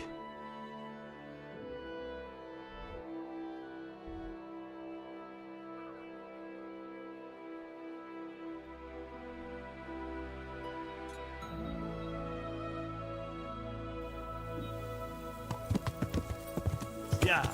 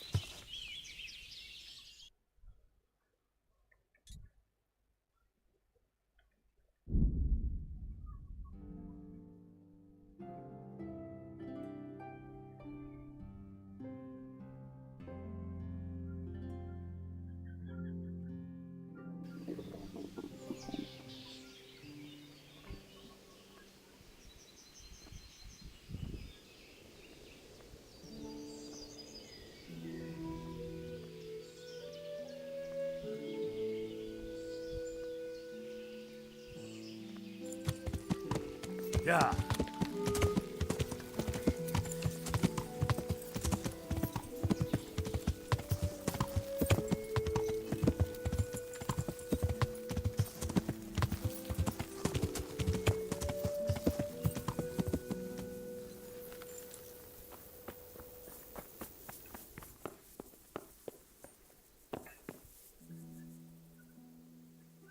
I was beginning to worry you'd got lost in the forest.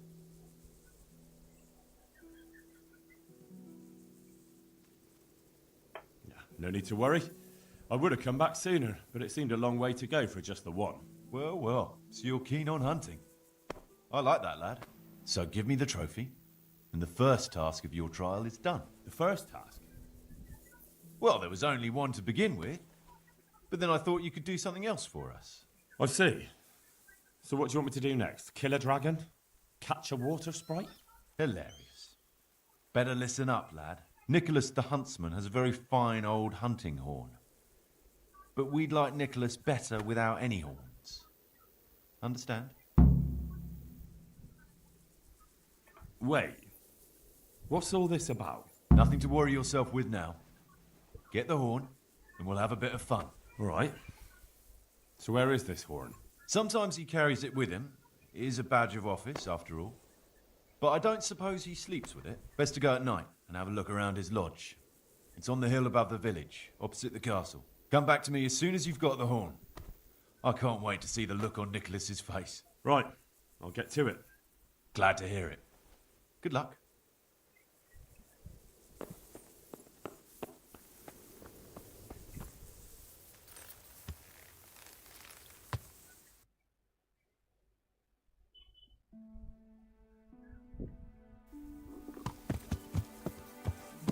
Yeah.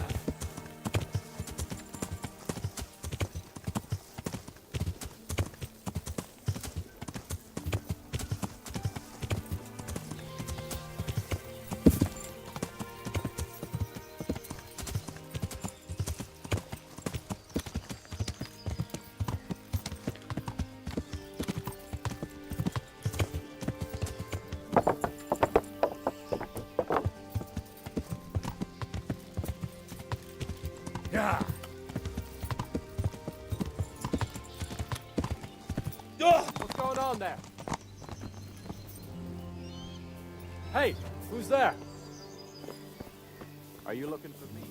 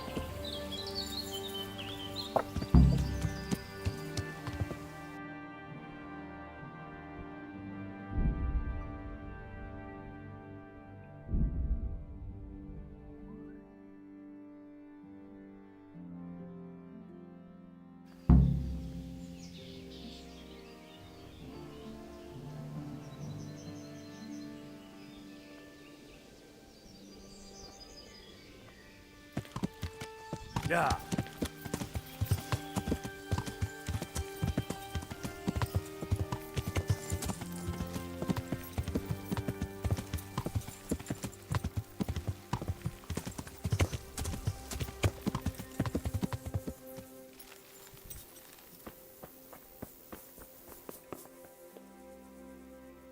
I have that horn for you. Huh? I'm looking forward to seeing the smile wiped off Nicholas's face when he finds out. As for you, the old man says you're in. Last time you told me that if I brought the horn, you'd finally tell me what's going on. Let's put it this way. Our old man's had it in for Master Huntsman Nicholas for years. Why does he have it in for him? There's more than one reason. But the heart of it is, Nicholas lied under oath and almost got him hanged. That's a fair enough reason. You're telling me. What's he trying to achieve? If you want to know, ask around the village what they think of the Master Huntsman. The old man is making a bigger and bigger fool of him day by day. Soon enough, the gossip will reach the ears of Sir Divish himself. And that's just what the old man wants. So, what comes next? We're just getting something big ready. We'll make camp in the north of Broder Woods. There's a concealed glade, and that's where you'll find us. All right, I'll meet you there.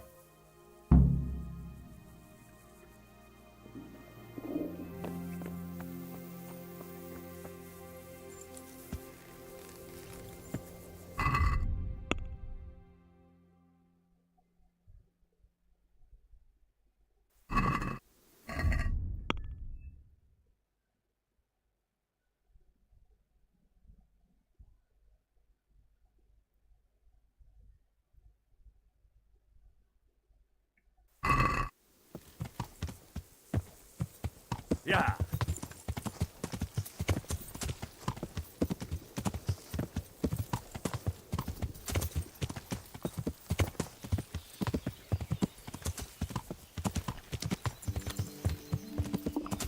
I have to eat something. My insides are shriveled up with the hunger.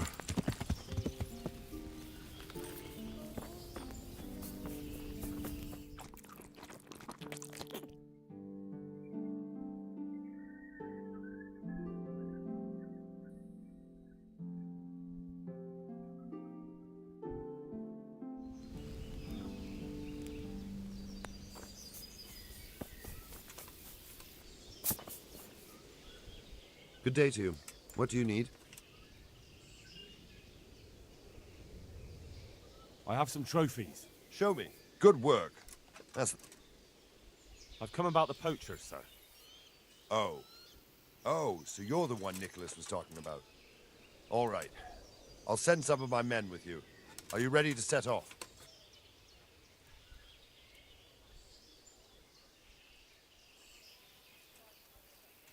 No, I have... Then hurry up. It won't be long before they scatter into the woods. Who knows when we might...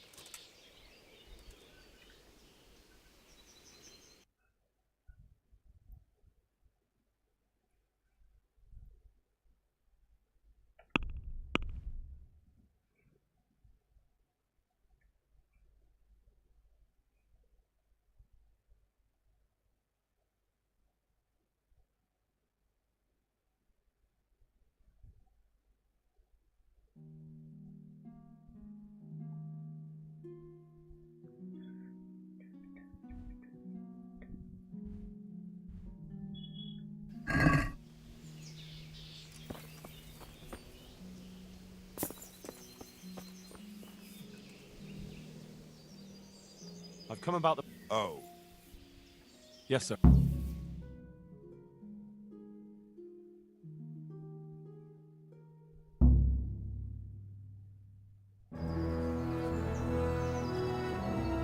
Hannikin Hare of Zalush, I arrest you in the name of Lord Divish of Talmberg. The Master Huntsman is not coming? The Master Huntsman arrests poachers, not murderers. Will you come quietly? What do you say, man?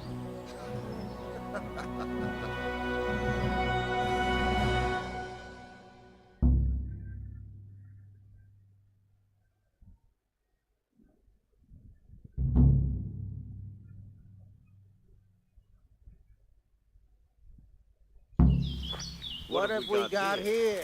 Entertainment. Great. Great.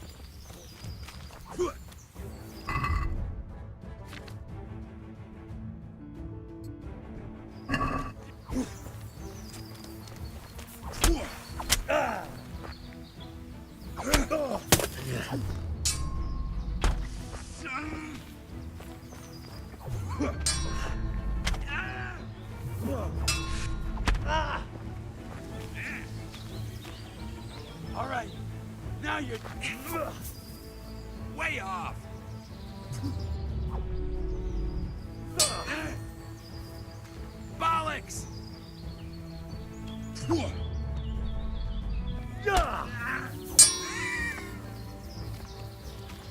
Gone weak at the knees, have you? Yeah.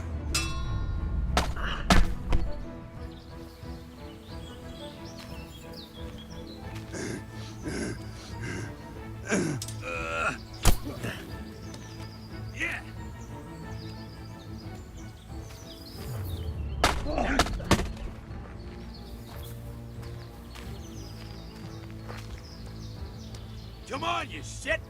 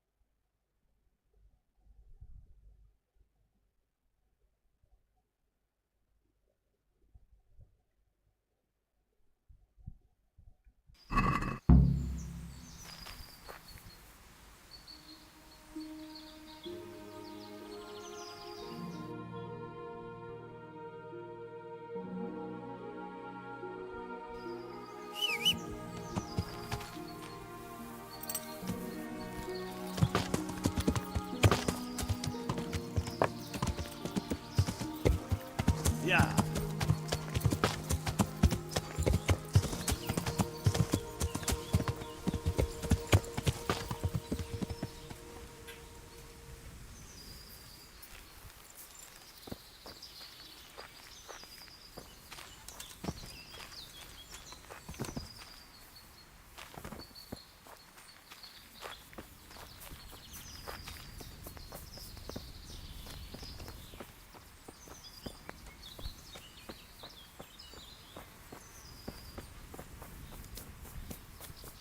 How did this get here?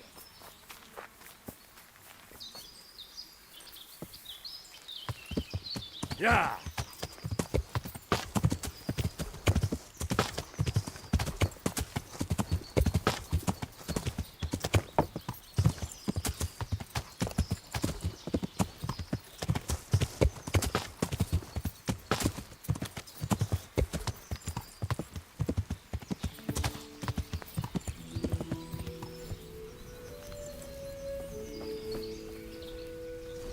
I got hair. And where is he? I last saw him lying down in the forest. Are you saying you killed him? There was no other way. I'm just glad I got out in one piece. Ah, well, I'd rather have had him alive, but what's to be done? But I can't be sure it was really hair, unless you have some proof. He had an heirloom, a signet ring. That would prove it. I have it here. It's his, all right. Hard to believe the legendary Hanukkah hare is gone to his maker. Anyway, I do know how to show my gratitude. Here's your reward, and stop by any time you need to. You'll always find work here. Thanks.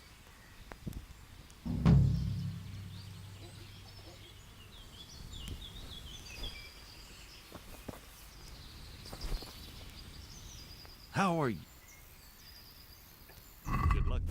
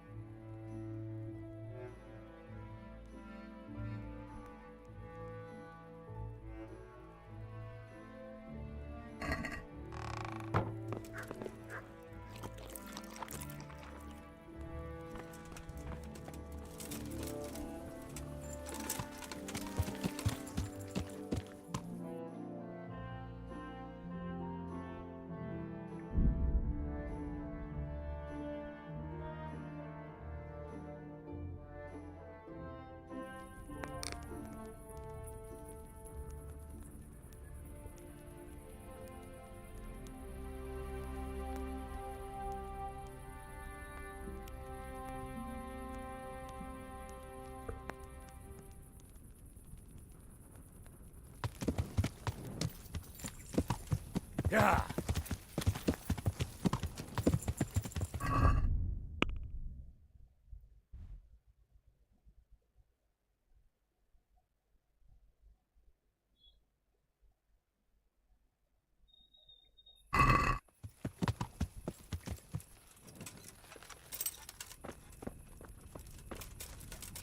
Indeed. Why shouldn't you live alone? I'm truly grateful. Can't walk around here in the dark without a light.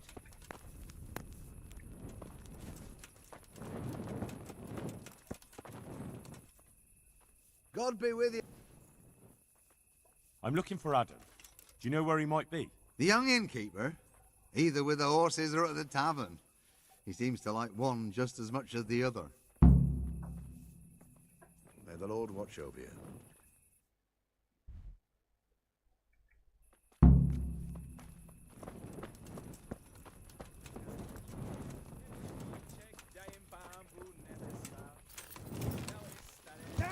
Yeah.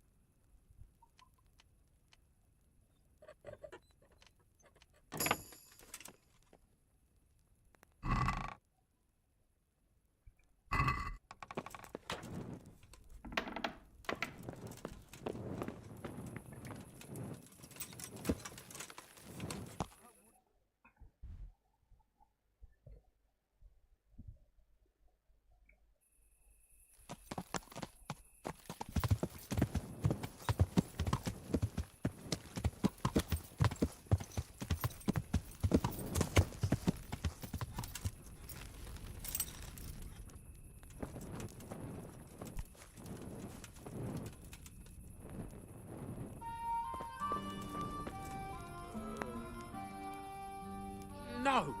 Clear off! Let me sleep.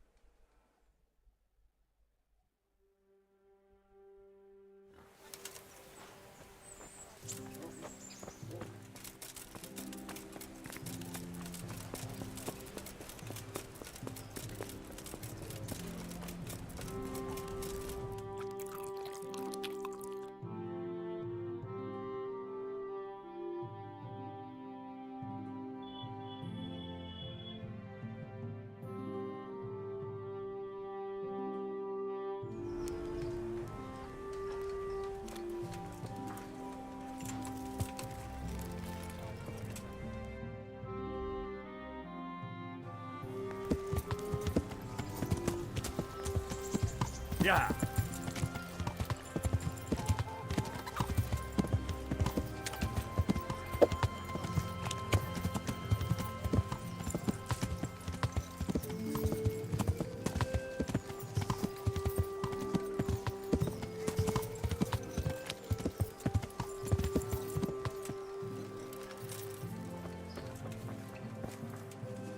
God be with you.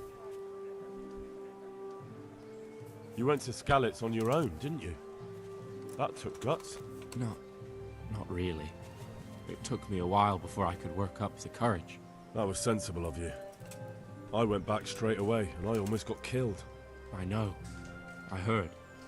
That's part of the reason I was so nervous. And how did it go? Did you do everything you wanted?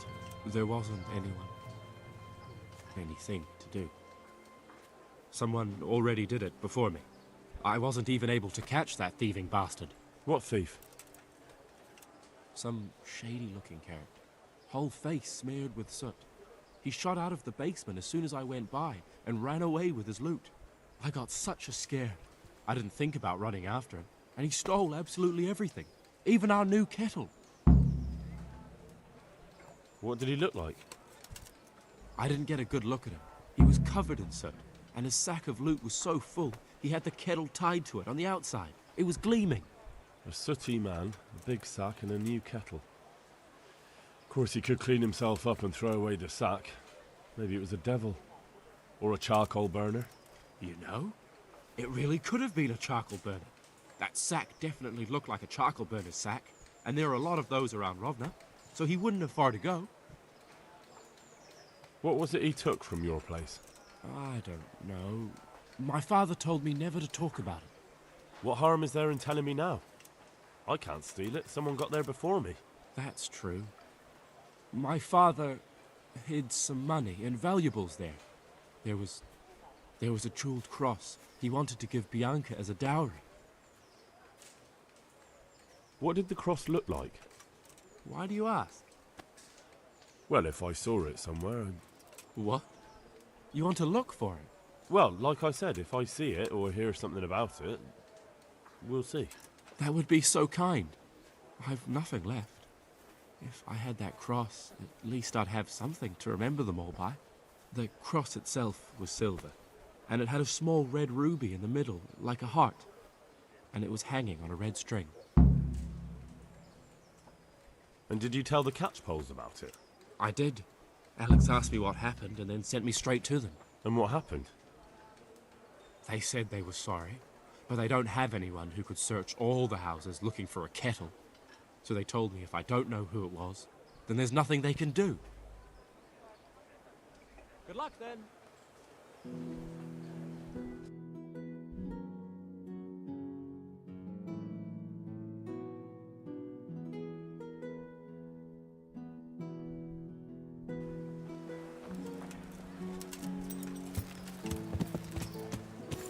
Yeah.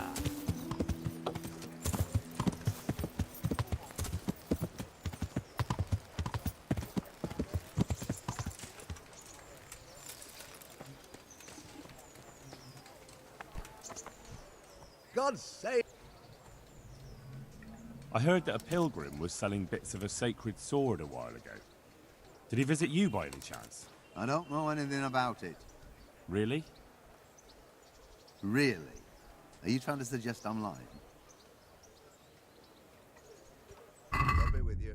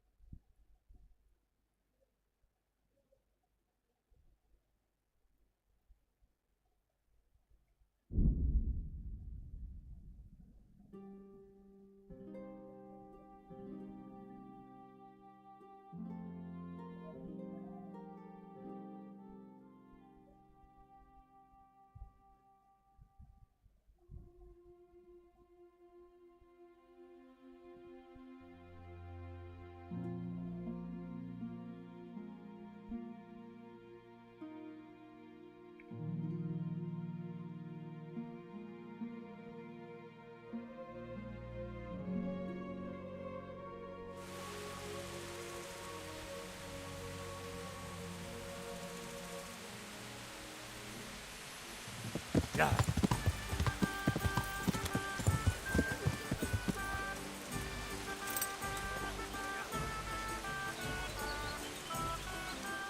Jesus, what have you been up to?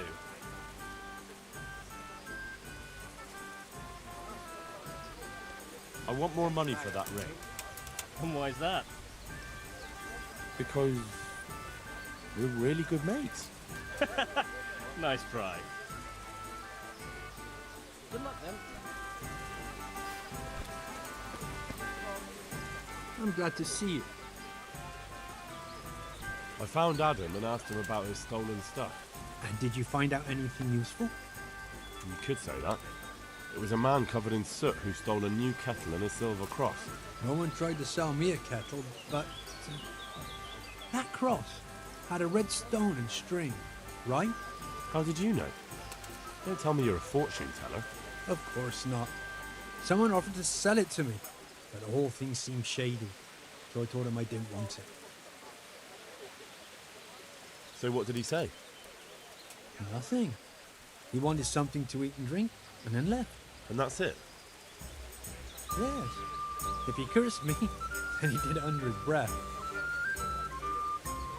And do you have any idea who it was? I don't know his name. Just said he's a charcoal burner. He's from Rovna, and only shows up here occasionally. So a complete stranger just happens to wander in here and offers to sell you a stolen cross? Come on. You definitely know who it was. I have got a reputation for being reliable and being able to arrange certain things. Yes, that's what Fritz said. Andrew's the man to go to if you need anything tricky arranging. So surely you know what the charcoal burner's name is, right? Well, I don't know everything.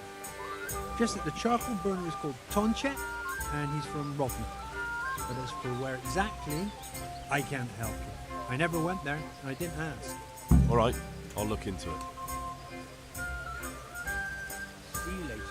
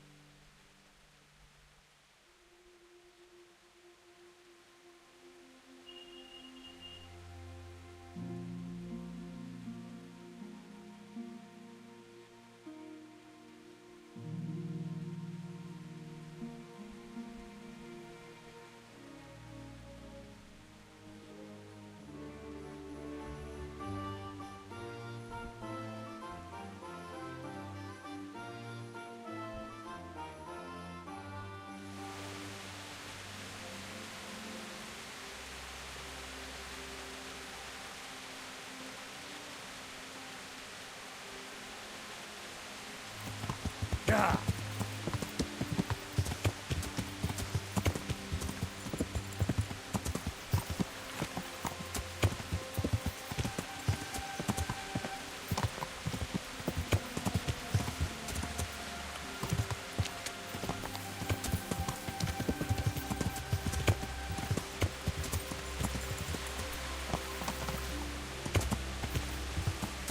Yeah.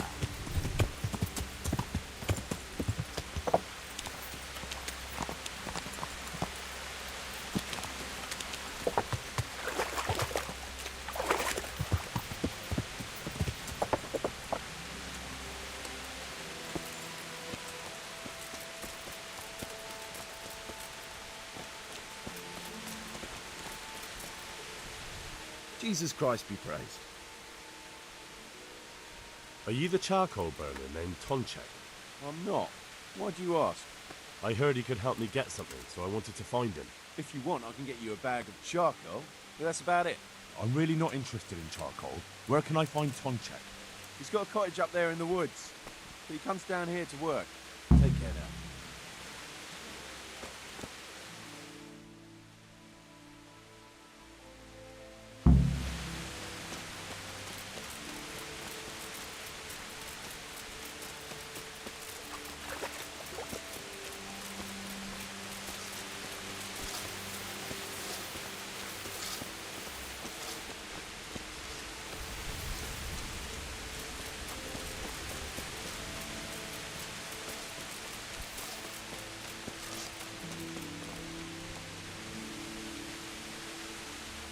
Good day to you. What do you need?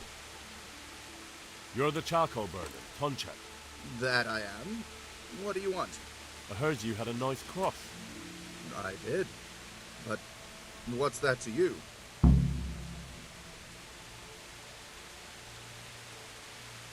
Just making sure. What are you talking about? Go and make sure somewhere else. Good luck to you.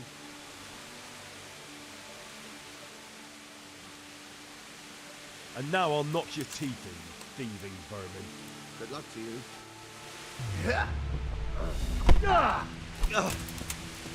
Jesus Christ! Now you're fucked! You're going to cry now?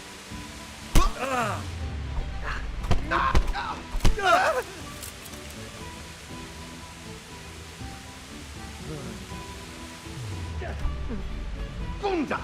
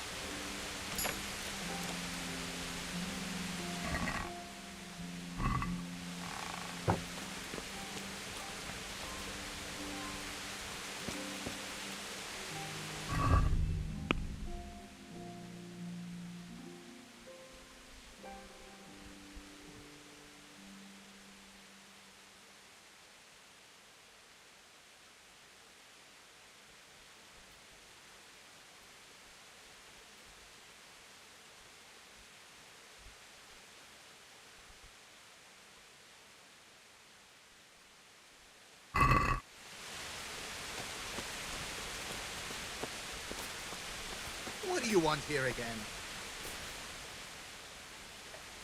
Are you gonna keep stalling, or should I give you some more? Why did you... All right, enough. It's hidden. Under an uprooted tree further off behind the cottage. Take it and stuff it and get out of my sight, you thieving bastard! You're calling me a thief? You? Yes. At least I didn't hurt anyone when I took it. God be with you.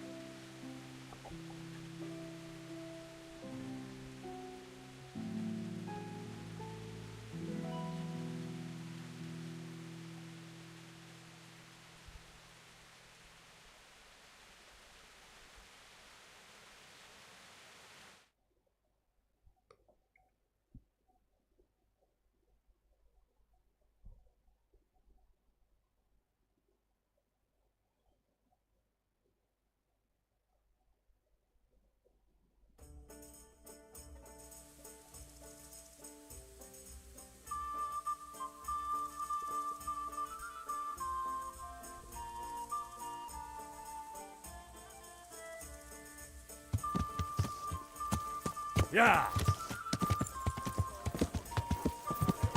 Henry, I'm glad you... Hey, goodbye. God save you. It wasn't easy, but in the end I pulled it off. So how did it go? Have you got anything or not?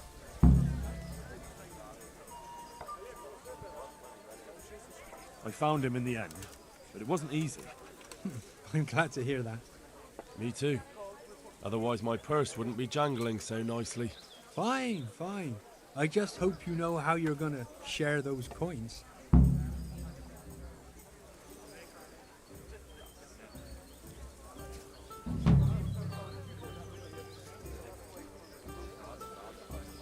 Henry! Stop by and see me when you got time. Jesus, what are you...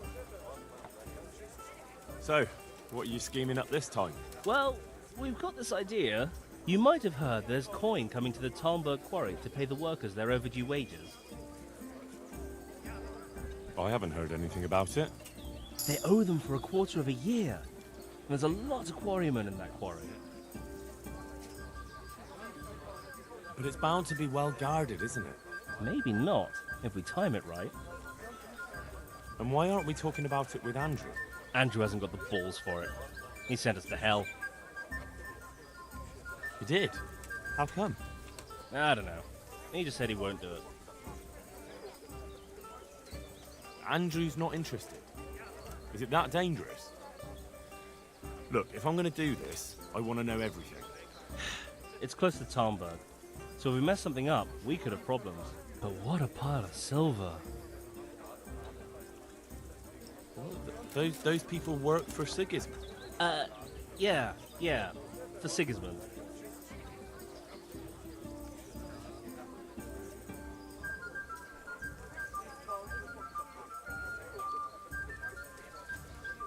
But I know Quarrymaster Rupert.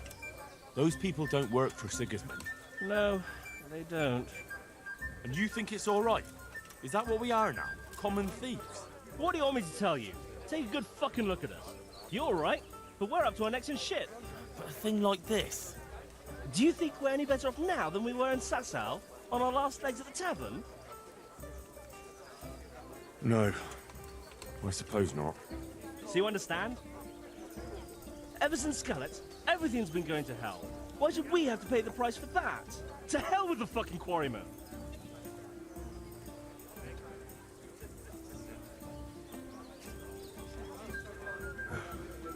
I'm in. Wonderful. But before we get to work, we have to find out more. We are gonna go and take a sly look at that quarry. Meanwhile, you go to Talmberg and find out when they're bringing the coin. Try to find out who's gonna be guarding it. Even better, if you can make it so there's as few guards as possible, well, you know, I wouldn't be upset at all.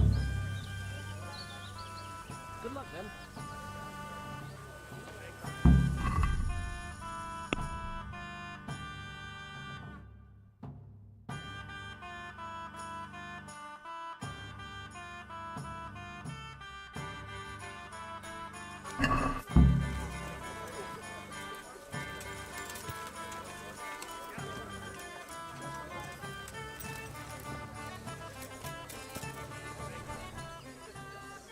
Matthew told me about his plan.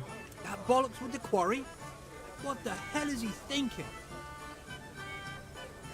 You didn't like the sound of it? No, it's too big and too much in plain sight. If the slightest thing went wrong, they'd all be fucked. And me and you too, mind you, if we had anything to do with it. But it's the money owed to the quarrymen for a full quarter year's work. Isn't it worth it? No, it ain't worth the risk. Why take that chance? For the love of God. Matthew feels like he has no other way to make money. It's not my fault Matthew's useless. That's his problem. So what do you propose? Matthew and Fritz have made their minds up. You need to tell the commander of the Talmberg garrison that a robbery is in the making. Have him send his best men. When those two fools see how many soldiers there are, with any luck, they'll give up on the idea. But what if they still decide to go for it? Aye? Well, then they'll be in for a very tough time of it. They're my old mates. You're asking too much of me. I know. But look at what they're trying to do, for Christ's sake. Those quarrymen are honest folk who never did nothing to no one.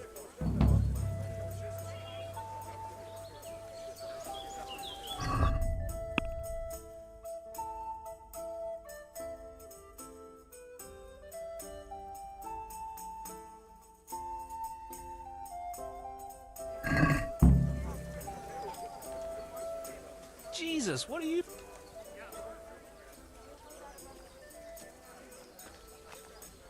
Andrew wants to betray you. What? He wanted me to go to Talmberg and tell Captain Robard about the robbery. That horseman wants to get us killed? I'll cut him in two! Hold your horses. That'll get you nowhere. Use your head, damn it. That swine! That fucking swine!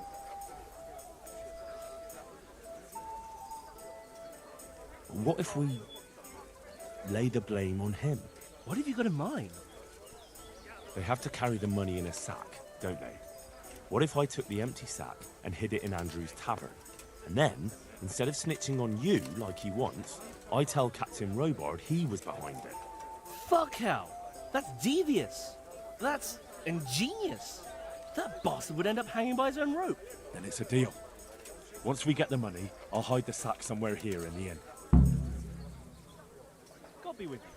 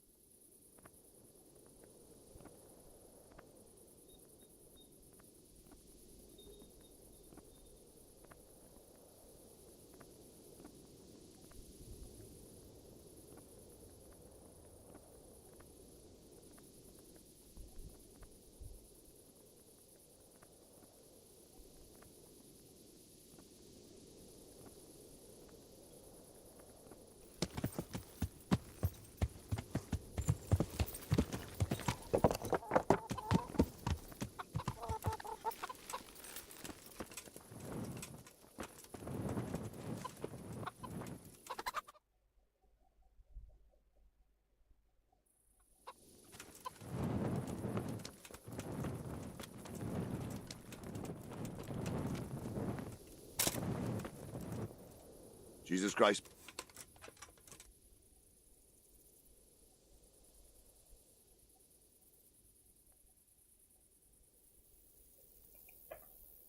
I could do with a bite to eat.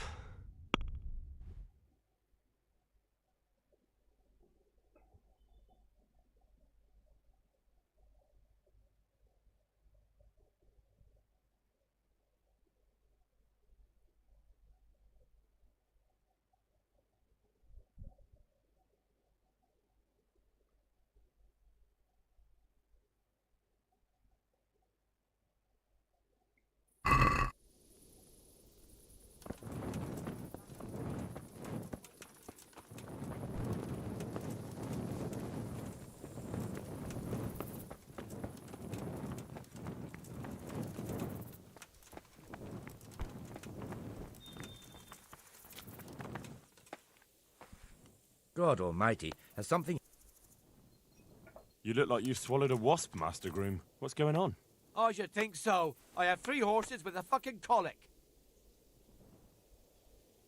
Well, that's not such a tragedy. You need to keep the horses warm and rub them down with straw, especially the belly and flanks. That'll help settle the stomach. Give them clean water, change the straw often, and leave them enough room to roll around if they want to.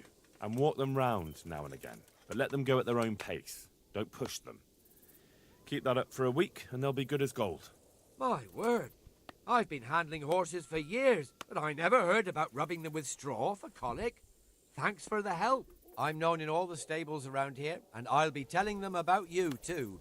The thing is, Sir Robard wants 4 horses for the train to the quarry, and they won't be fit by then. Certainly not this one here. The quarry? What's going on there? I don't know, but a guarded train like that, they must be carrying something valuable. When do they need the horses? There's still some time. They're supposed to be there in 5 days at noon.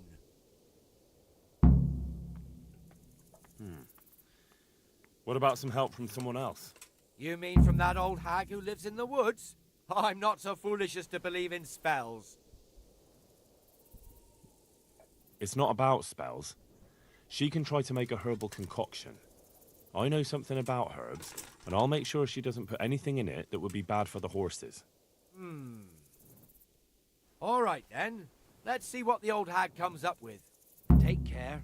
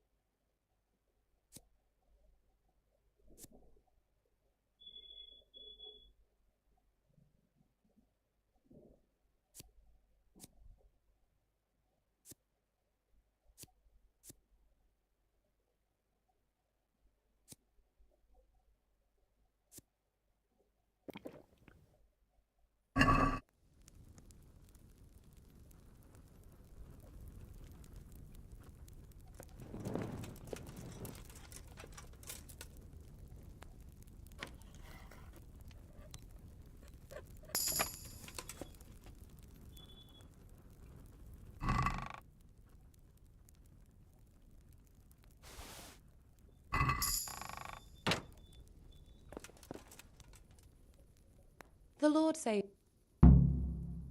How did you enjoy the race, my lady? if you only knew how worried I was about you. But there was no need.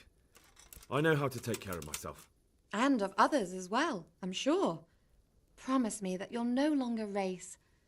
It would be such a pity. Goodbye.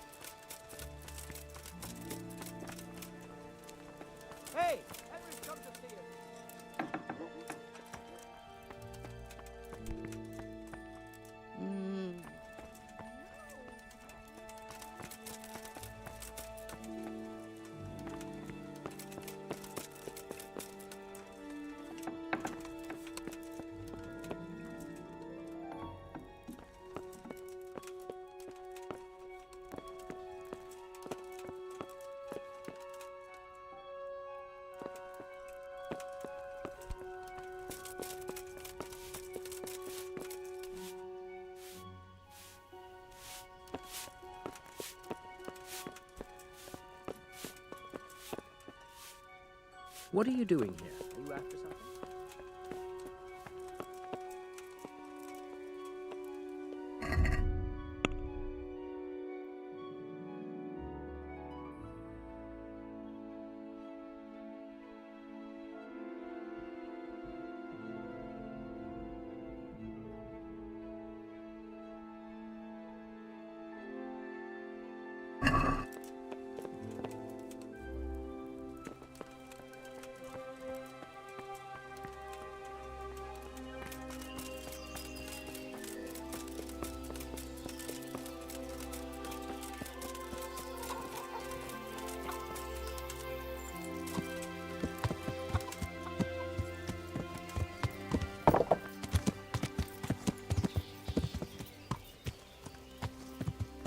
Yeah.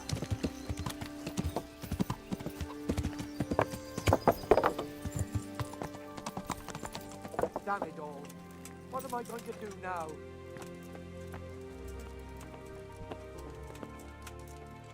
My respects to you. I'm carrying a message from Sir Radzik. He's asking about the patrols in the next few days around Skalitz. What? Why?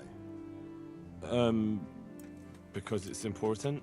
Then tell him our Talmberg garrison's keeping a close eye on the whole province, and he shouldn't worry.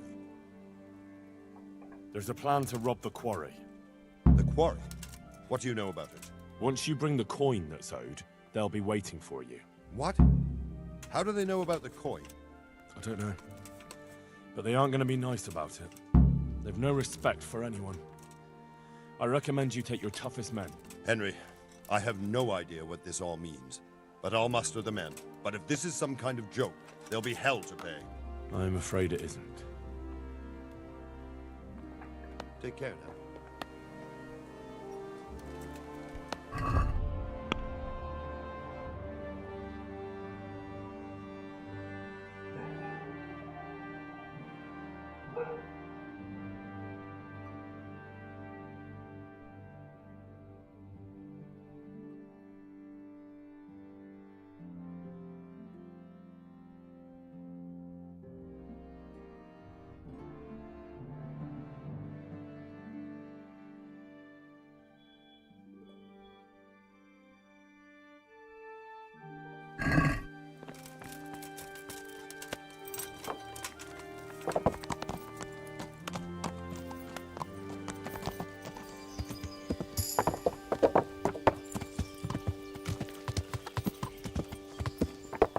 Yeah. Yeah.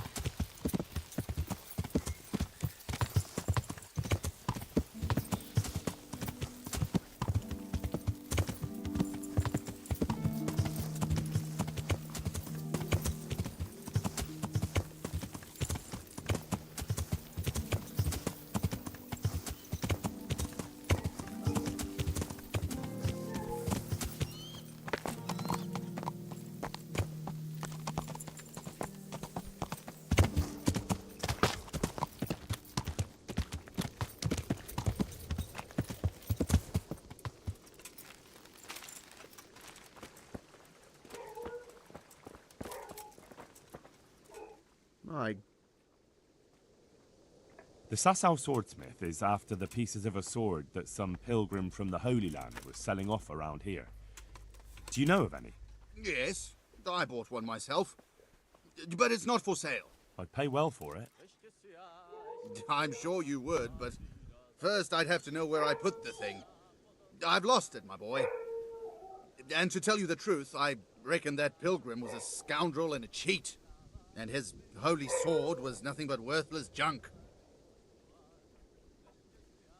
Good luck, then.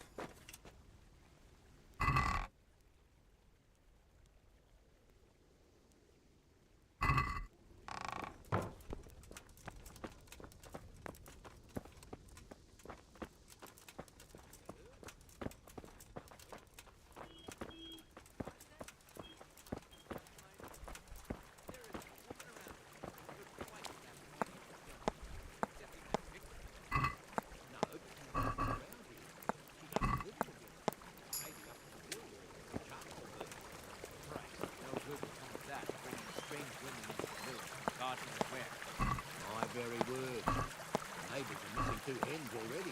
Or that wee clever woman. Who knows what she's like? For all anyone knows, she might be some wild woman of the woods. Not likely. We've already got all the wild women at home ourselves. Excepting...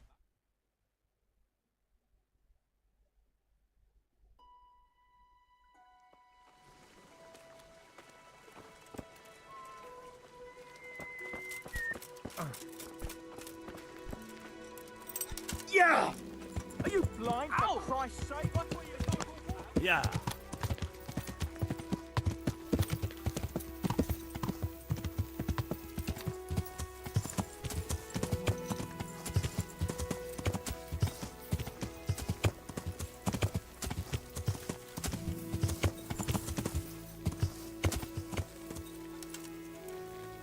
Welcome, Henry. Jesus, what have you been up? So, I'm here. Good. Do you know when they'll come? I know. In 5 days. They should be here at noon. We still have time. And do you know how many of them there'll be? I don't know. It could be bloody risky, couldn't it? Don't you want to find out more? Maybe you're right. Either way, be ready. Did you two find out anything? Nothing much here, but that doesn't mean we were idle while you were strolling around Talmberg.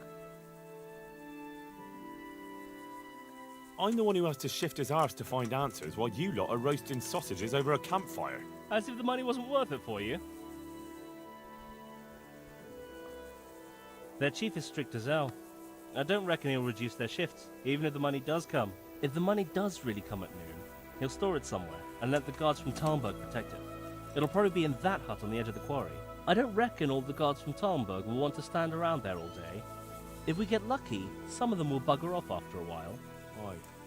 Seems likely. So, how do we go about it? We have to be patient. No shenanigans, even if we have the silver in our reach. Don't let your guard down. And then, we either charge them, or try to do it by stealth. Alright. Now we'll just have to wait until they arrive. You gonna wait with us?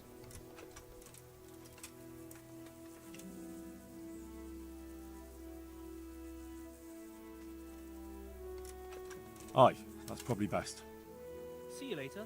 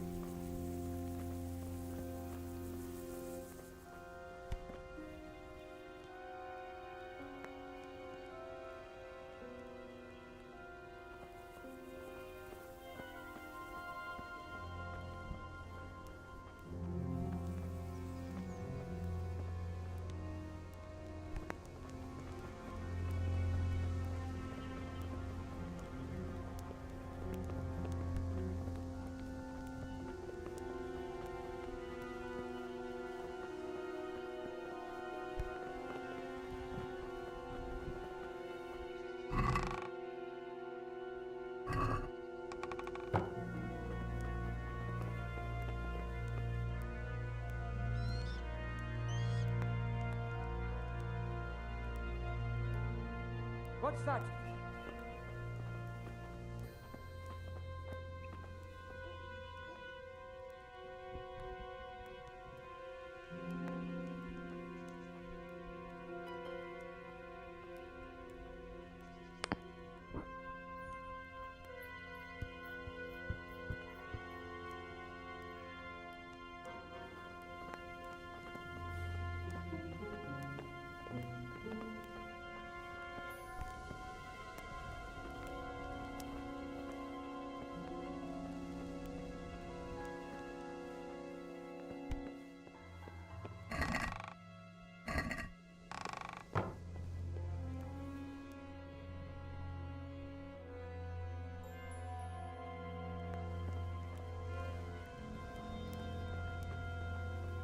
Who's there?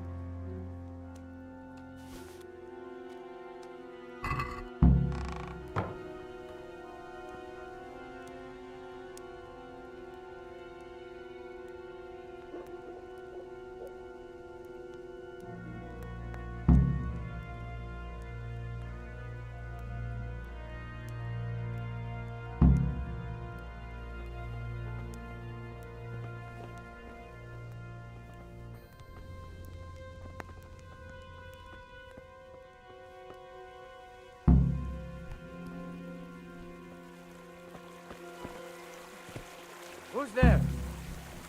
Yeah.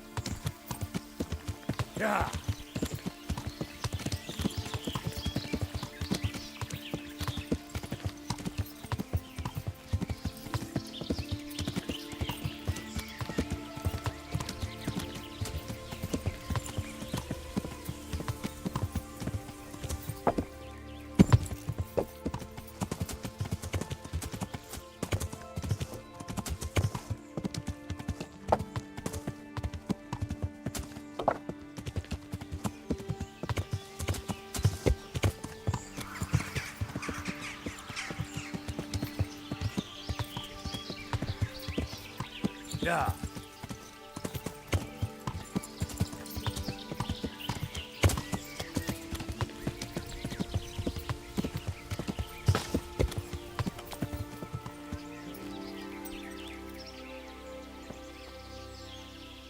God be with you.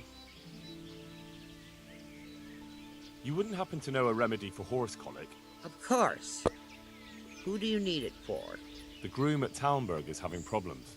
That wretch? I won't move a finger for him. I'd rather poison those horses of his. What did he do to you? Threatened me with a whipping, the lout. And all because I suggested I could take better care of those horses than him, which is only the God's honest truth.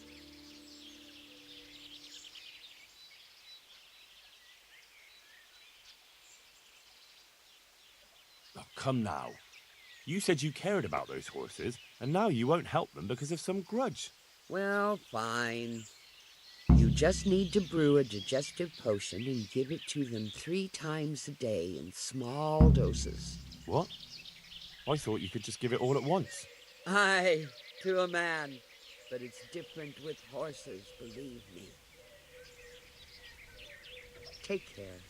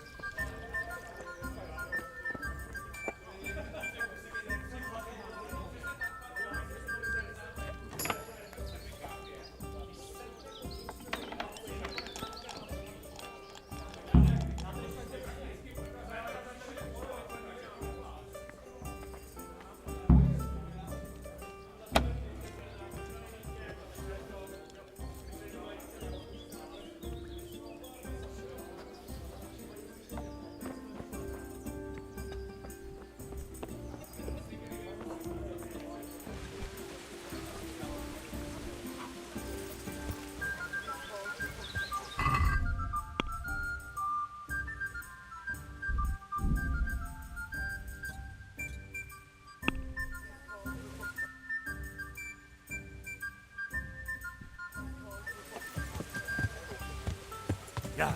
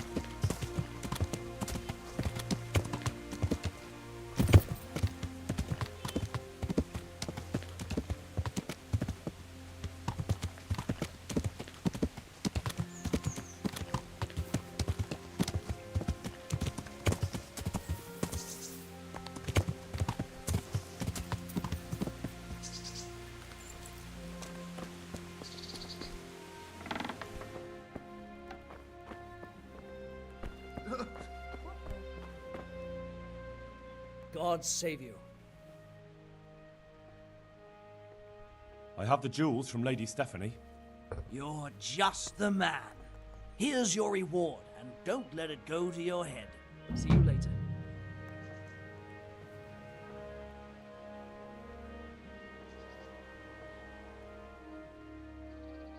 Good luck,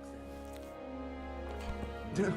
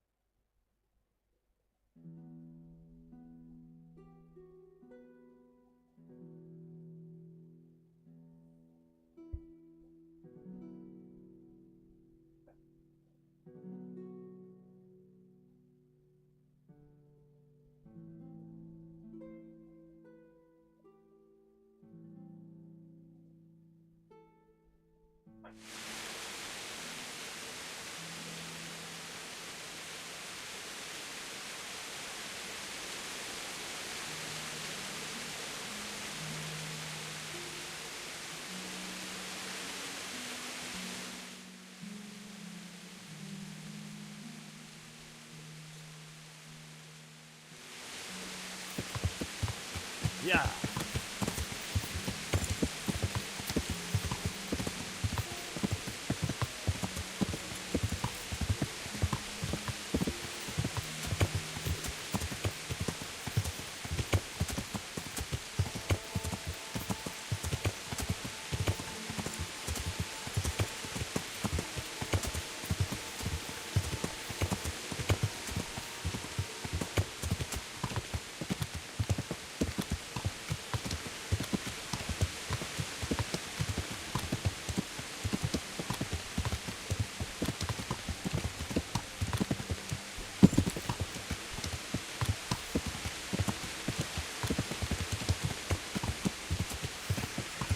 Yeah.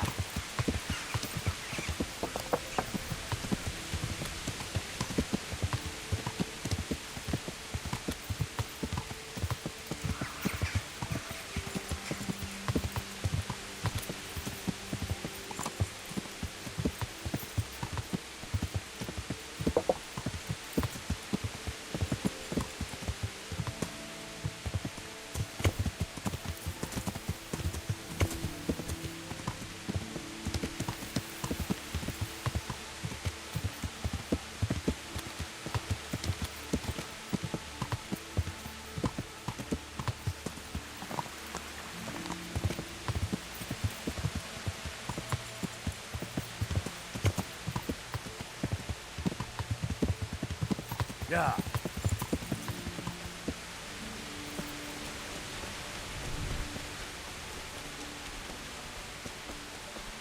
Hey, Henry's coming to see us. Fucking hell. Christ, I'm still shaking. The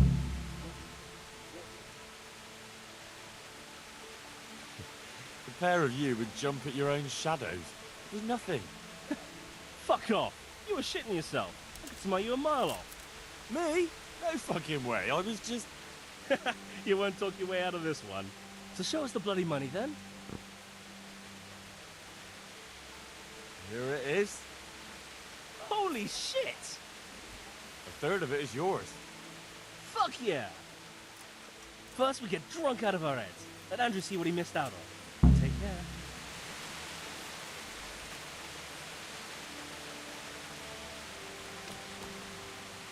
Jesus! That was fucking amazing! What? You actually enjoyed it? Aye, of course. This is how you make money. Oh, never again. That was fucking close. That's the fun part. Oh, that's the Fritz we all know and love. Always to the bitter end. So, show us the money. Here it is. I can't believe it. We're rich. That we are. I'm gonna spend a week in the bathhouse. Fuck it, a month.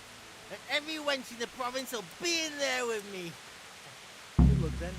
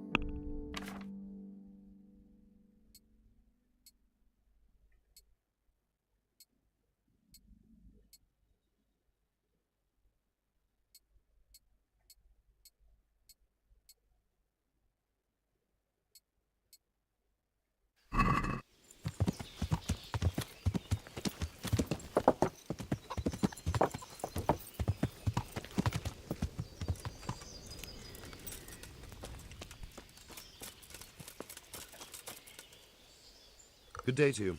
What do you need? I know who's behind the robbery. What? Who the fuck is it?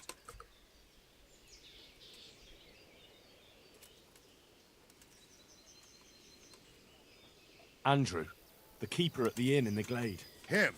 How do you know? Do you have any proof? I overheard something in the alehouse. The money is sure to be locked up somewhere there. If what you say is true, there'll be hell to pay. I'll tell you that.